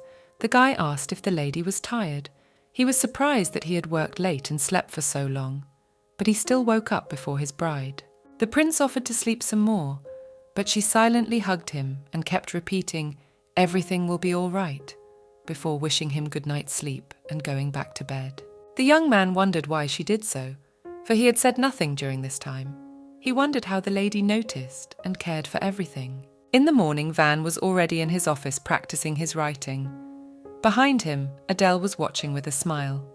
He wondered why she hadn't come to the first class, but now she was so interested. Apart from Jack and the lady, no one cared about the prince. He deliberately pretended to be a fool so as not to attract attention. From the moment they first met, the princess had been special to him. Eldor walked over to his student and thanked him for his efforts before announcing that time was up. The boy hadn't finished his assignment yet and asked him to sit for a bit longer. The Lord replied that completing a task in a certain time frame was also a kind of challenge. He took the task sheets from the young man and began to look at the work. The knight addressed the lady, saying that the prince has an exceptional talent for math. After that, the lady asked Van how he feels about this science. The guy replied that he likes it. Adele asked Eldor to take care of the prince. For today the lessons were over, and the princess wanted to go for a walk. For this she prepared a camouflage suit. The prince asked if she was sure, because in any case Garrett would go with them. The Duchess said not to worry about him, for he would not wake up until tomorrow morning. This phrase frightened the lad. The lady only warned him not to take the habit of drinking a lot in the future. The disguise was enough for the young man, but the bright red hair of the lady could be recognized by absolutely everyone. Then Eldor suggested one option. Finally, the couple made it out into the city. The scenery was different from the capital. There were many volcanoes around the city. The princess was glad that the groom liked it, and he could not get used to the new hair color. The young men drank a special potion that could change the color of their hair. Their heart was beating strangely. It was probably because of the new sensations. The lady talked about how the ancestors didn't like tall buildings and believed that volcanoes had protective powers. Though the northern lands were not as bright and colorful as the streets of the capital, but the people seemed very happy with their lovely home. Eldor walked behind the couple and smiled. He called out to Van and noted that he looked much happier when he wasn't worrying about what those around him thought of him. The disguise worked well, so the young man didn't need to pretend. The prince thought about the fact that the mask of the idiot was no longer protecting him. Henceforth it had become his cage. Adele brought the groom out of his thoughts and offered to buy a keepsake. He could choose anything if he liked something during the walk. The guy thought a little and asked the lady to buy him flowers. The lady didn't expect such a decision at all and wondered if he had liked them for a long time. The Duchess clarified if he wanted a particular flower or a particular colour and pointed to blue plants, but he didn't like them and asked to buy a white chrysanthemum. This choice frightened the lady, for she knew that these plants were used to weave wreaths for funerals. The prince also knew this and said that if he had the money, he would have bought it himself. But now, he did not have the opportunity to buy himself, so he asked his bride to pay for his gift, and the choice fell exactly on the chrysanthemum, because the young man wanted to honor the memory of the lady's father. Adele smiled, her face flushed, which surprised her fiancé. He thought the princess wasn't feeling well, but she just didn't expect it to be about her father. The Duchess thanked Van for remembering her, but the guy didn't see it as anything special, and there was nothing to thank him for. The girl explained that among the members of the imperial family, he was the only one who was so merciful. Eldor smiled again and praised his apprentice for having a good heart because it was considered a valuable quality. The lady once again thanked her fiancé sincerely for thinking of Duke Leopold. The prince blushed at so many good words in his direction, and the lady drew closer to him and whispered that his act was adorable. The heroine, bidding her companions, hastened to make time to stop by her father's house. The next day, Wang came to Lord Garrett's class. The first thing he did was to make him drink a medicine to improve his health. After all, he is the heir of the emperor. The young man smiled and agreed with the teacher's words. In fact, the guy knew what the drink was and thought about the fact that if it was that valuable, the man drank it himself. At the same time, the instructor walked up to the young man and took him by the ear. He began to demand that the student say what he had learned. The prince bowed his head in silence. Then Gareth grabbed him by the collar of his shirt and once again ordered him to answer. The lord thought Lady Leopold was foolish enough to choose him and asked if the couple was having a good time together. He threw the lad to the floor and said that because of his merit, His Majesty would easily take the duchy. The prince lay on the floor and remembered the bride's desirable red hair. The teacher stood over him and kept asking. The next question was about their night together. Even though there were rumours, the failure was still expected. If the young man had done the right thing, she wouldn't continue to call herself the temporary head of the family. If Gareth had been in his fiancé's shoes, he would have made her obey. The man received a punch to the jaw. Wang demanded him to apologise for insulting Adele. His voice trembled a little. The lord couldn't bear to be treated like this, and grabbed the prince by the throat with words that he was indeed hopeless. The teacher gave a chance to save his life, but if the guy continued to behave like this, he would refuse to teach the groom. The young man delivered another blow to his jaw. This time, he took a candlestick from the table. Garrett deemed the student's behaviour unacceptable, but the young man did not listen to him and continued to demand an apology. The man stood leaning against the door. It suddenly opened, and he fell to the floor. A strange picture appeared before the assistants. Lying on the floor of the lord, and opposite him stood Wang with a candlestick in his hands. The teacher was not confused and began to play a play in which he made His Highness look like an evil person. The prince's face expressed complete bewilderment, and after a while the story was reported to the Duchess, who could not believe that the groom had grabbed the candlestick and swung it like a sword. The narrator wondered if an envoy from the imperial family could be trusted, but all the household spoke well of the prince and said there was no way he could have done such a thing. And if this was just the beginning, that if such a thing were to happen again when His Highness became Duke, Lady Leopold would call for the engagement to be called off. Adele thought to those who did not know the truth, there was no point in proving anything. Wang sat in the garden under the setting sun. He didn't want to disappoint anyone with today's incident, neither the Duchess nor the others. When the groom saw the princess today, he began to doubt whether she could fulfill the duties of the head of the family. After all, to bring into the house of the fourth prince, as his fiancé, without consulting anyone could strike a blow to the reputation of the duchy. In all the troubles of the bride, he began to blame himself. The lady, like no one else, loves Leopold, and the incompetence of the young man hurt her. He could not help his bride in any way. Tears came to his eyes, and he decided to go to the stable so that no one would see him. He was walking through the garden, in a place where no one was walking, but he heard strange sounds like someone fighting with swords. Not far away, he noticed a lady who was fencing with Eldor. Van sat down by the wall and was extremely surprised. Even if he didn't know what kind of sword it was, he could tell that Adele wielded it amazingly and fights much better than the prince.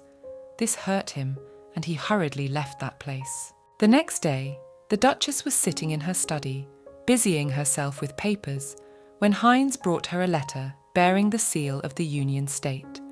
The lady opened it and began to read. The news that was written in it eased the princess's soul. It was unlikely, but the fear that something would go wrong was present.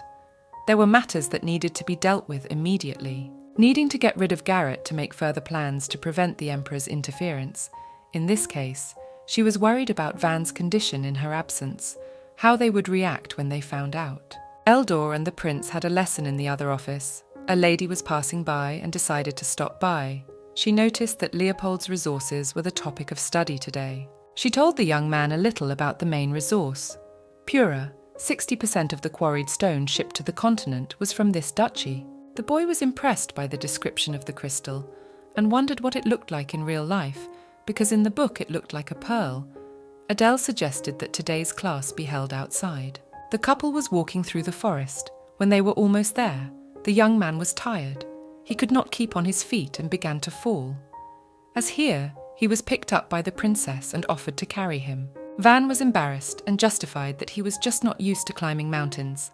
The Duchess laughed at him, and they went on. After a while, the climb was over. All they needed now was an artifact with ice magic. It gave off a pleasant chill. The young ones were warmly dressed. The young man thought it unnecessary and asked the real reason, to which the lady explained that he would find out a little later. The bride and groom descended into the ravine where it was unbearably hot. It was palpable even with the artifact, the guy called out to the Duchess, to which she again offered to carry him. Wang said he only wanted to ask how she felt in such heat.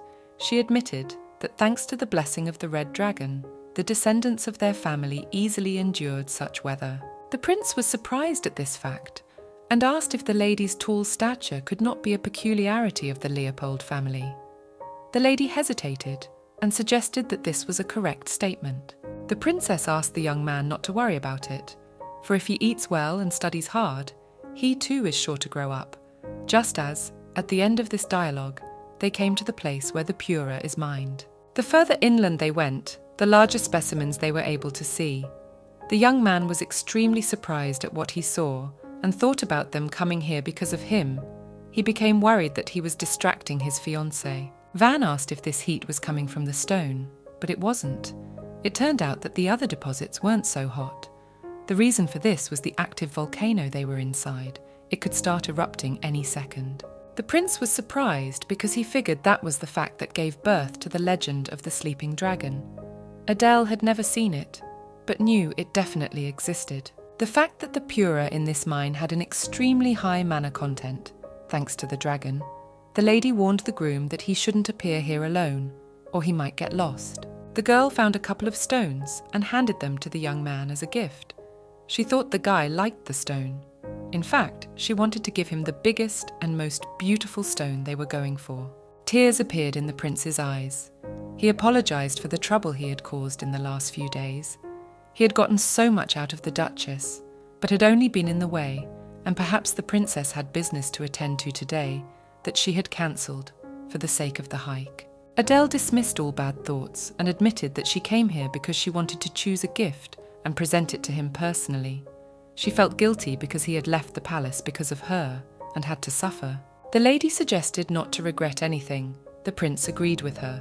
After that, the princess asked him to wait for 3 years.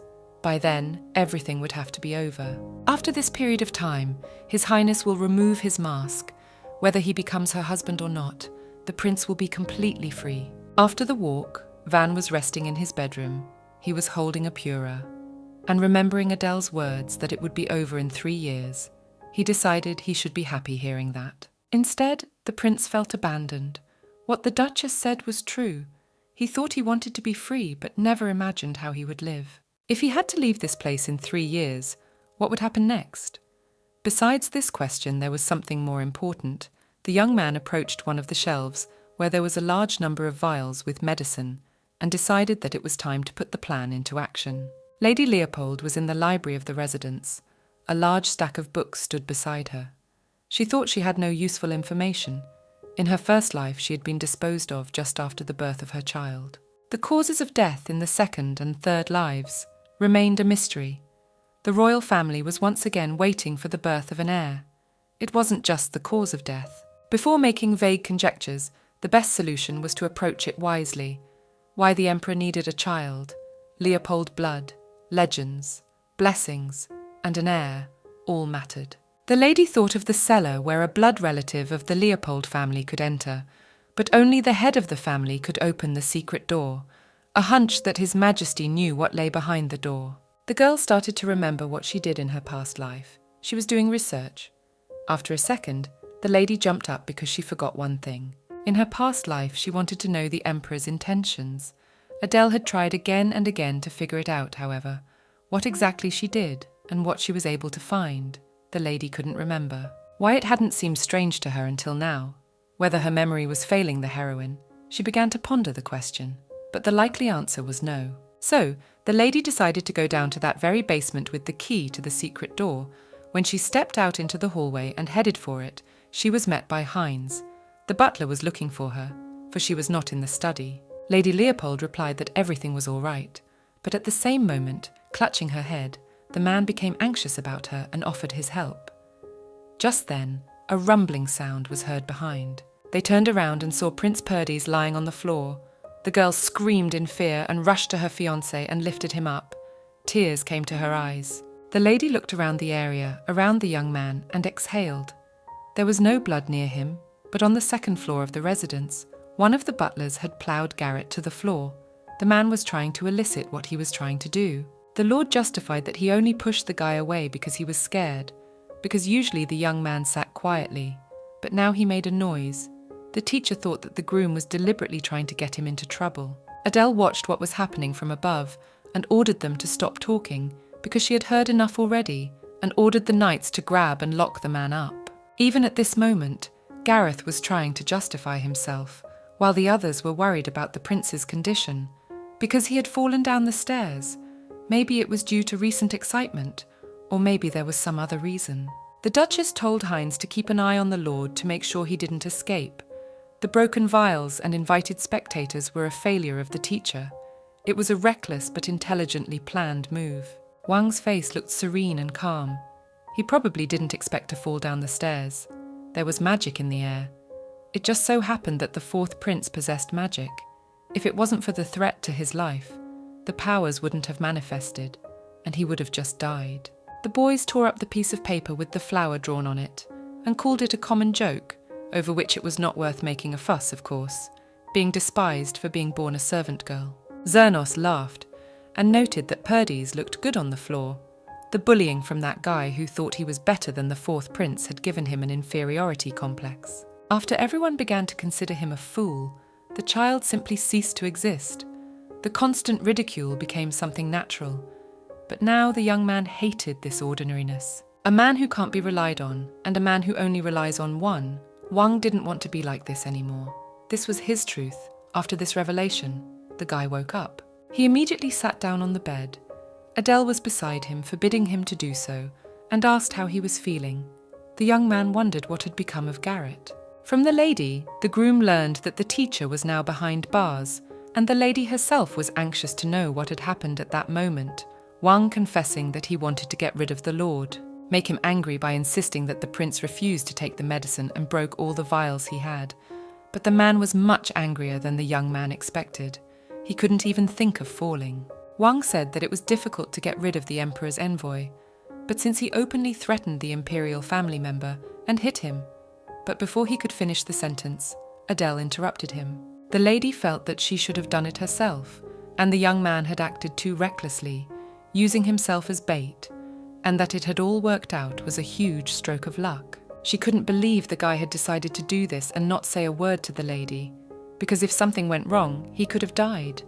The prince was a little scared by her words. The groom admitted that he was doing it for the people of the duchy. After all, the princess was also worried about the castle. And here, they had an excuse to kick Garrett out. The girl let these words pass her ears. Why he was worried about her was the only question she cared about now. After all, sooner or later, Adele would sort everything out. If Van was sitting still, he should have been thinking about himself. The prince didn't understand what the bride meant, to which he received a reminder of wanting to be free. Indeed, the hero wanted that for both himself and the princess, so he wanted to try to do something about it. After these words, the Duchess rose and turned away from the injured man. Tears appeared in her eyes. Before leaving, she asked him not to get up unnecessarily because the doctor said to rest for a few days. Jack spotted her in the hallway. The stable boy entered the chambers with a smile on his face. But noticing the sad expression on his friend's face, he immediately became concerned about his condition. The young man knew Adele was angry because of the excitement. He was sorry for making her worry. The man asked why on earth the guy had broken all those bubbles.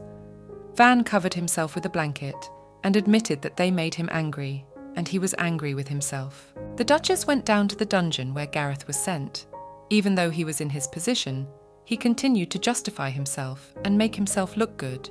But the lady was impenetrable. She had the testimony of 6 witnesses who had seen with their own eyes how the man had pushed the prince. The teacher had been drinking a lot lately, and apparently he was having memory problems. The messenger reminded him that he had been sent here by the emperor himself. He was his right-hand man, and it didn't matter who the lady was. In his opinion, she had no right to treat him like that. The princess accused Garrett of embezzling funds issued for the maintenance of the 4th prince, the theft of Duchess Leopold's property received in honour of the betrothal. Most importantly, an attempt on the life of a member of the imperial family.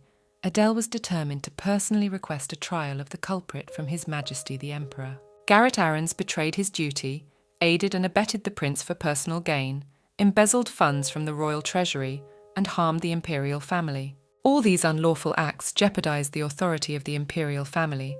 Duchess Leopold humbly requested His Majesty to pass sentence on him. Adele admitted that she completely trusted and believed the man. After all, he was sent by the emperor and provided him with everything he needed. But she couldn't imagine in any way that he was capable of crimes. Upon discovering the misappropriation of funds, investigations were repeatedly conducted, but only circumstantial evidence was found in the envelope. Gareth went so far as to injure the prince. At these words, the culprit shouted excuses in his own direction, but His Majesty ordered him to be silent, and the lady continued. His Highness was fortunate to avoid serious injury, but if he would still be hurt, after this sentence the lady cried.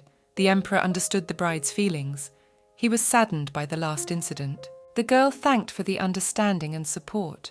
Considering it a generosity on the part of the father of the groom, she asked only to give this criminal his due punishment. The man agreed and ordered Garrett to be taken away.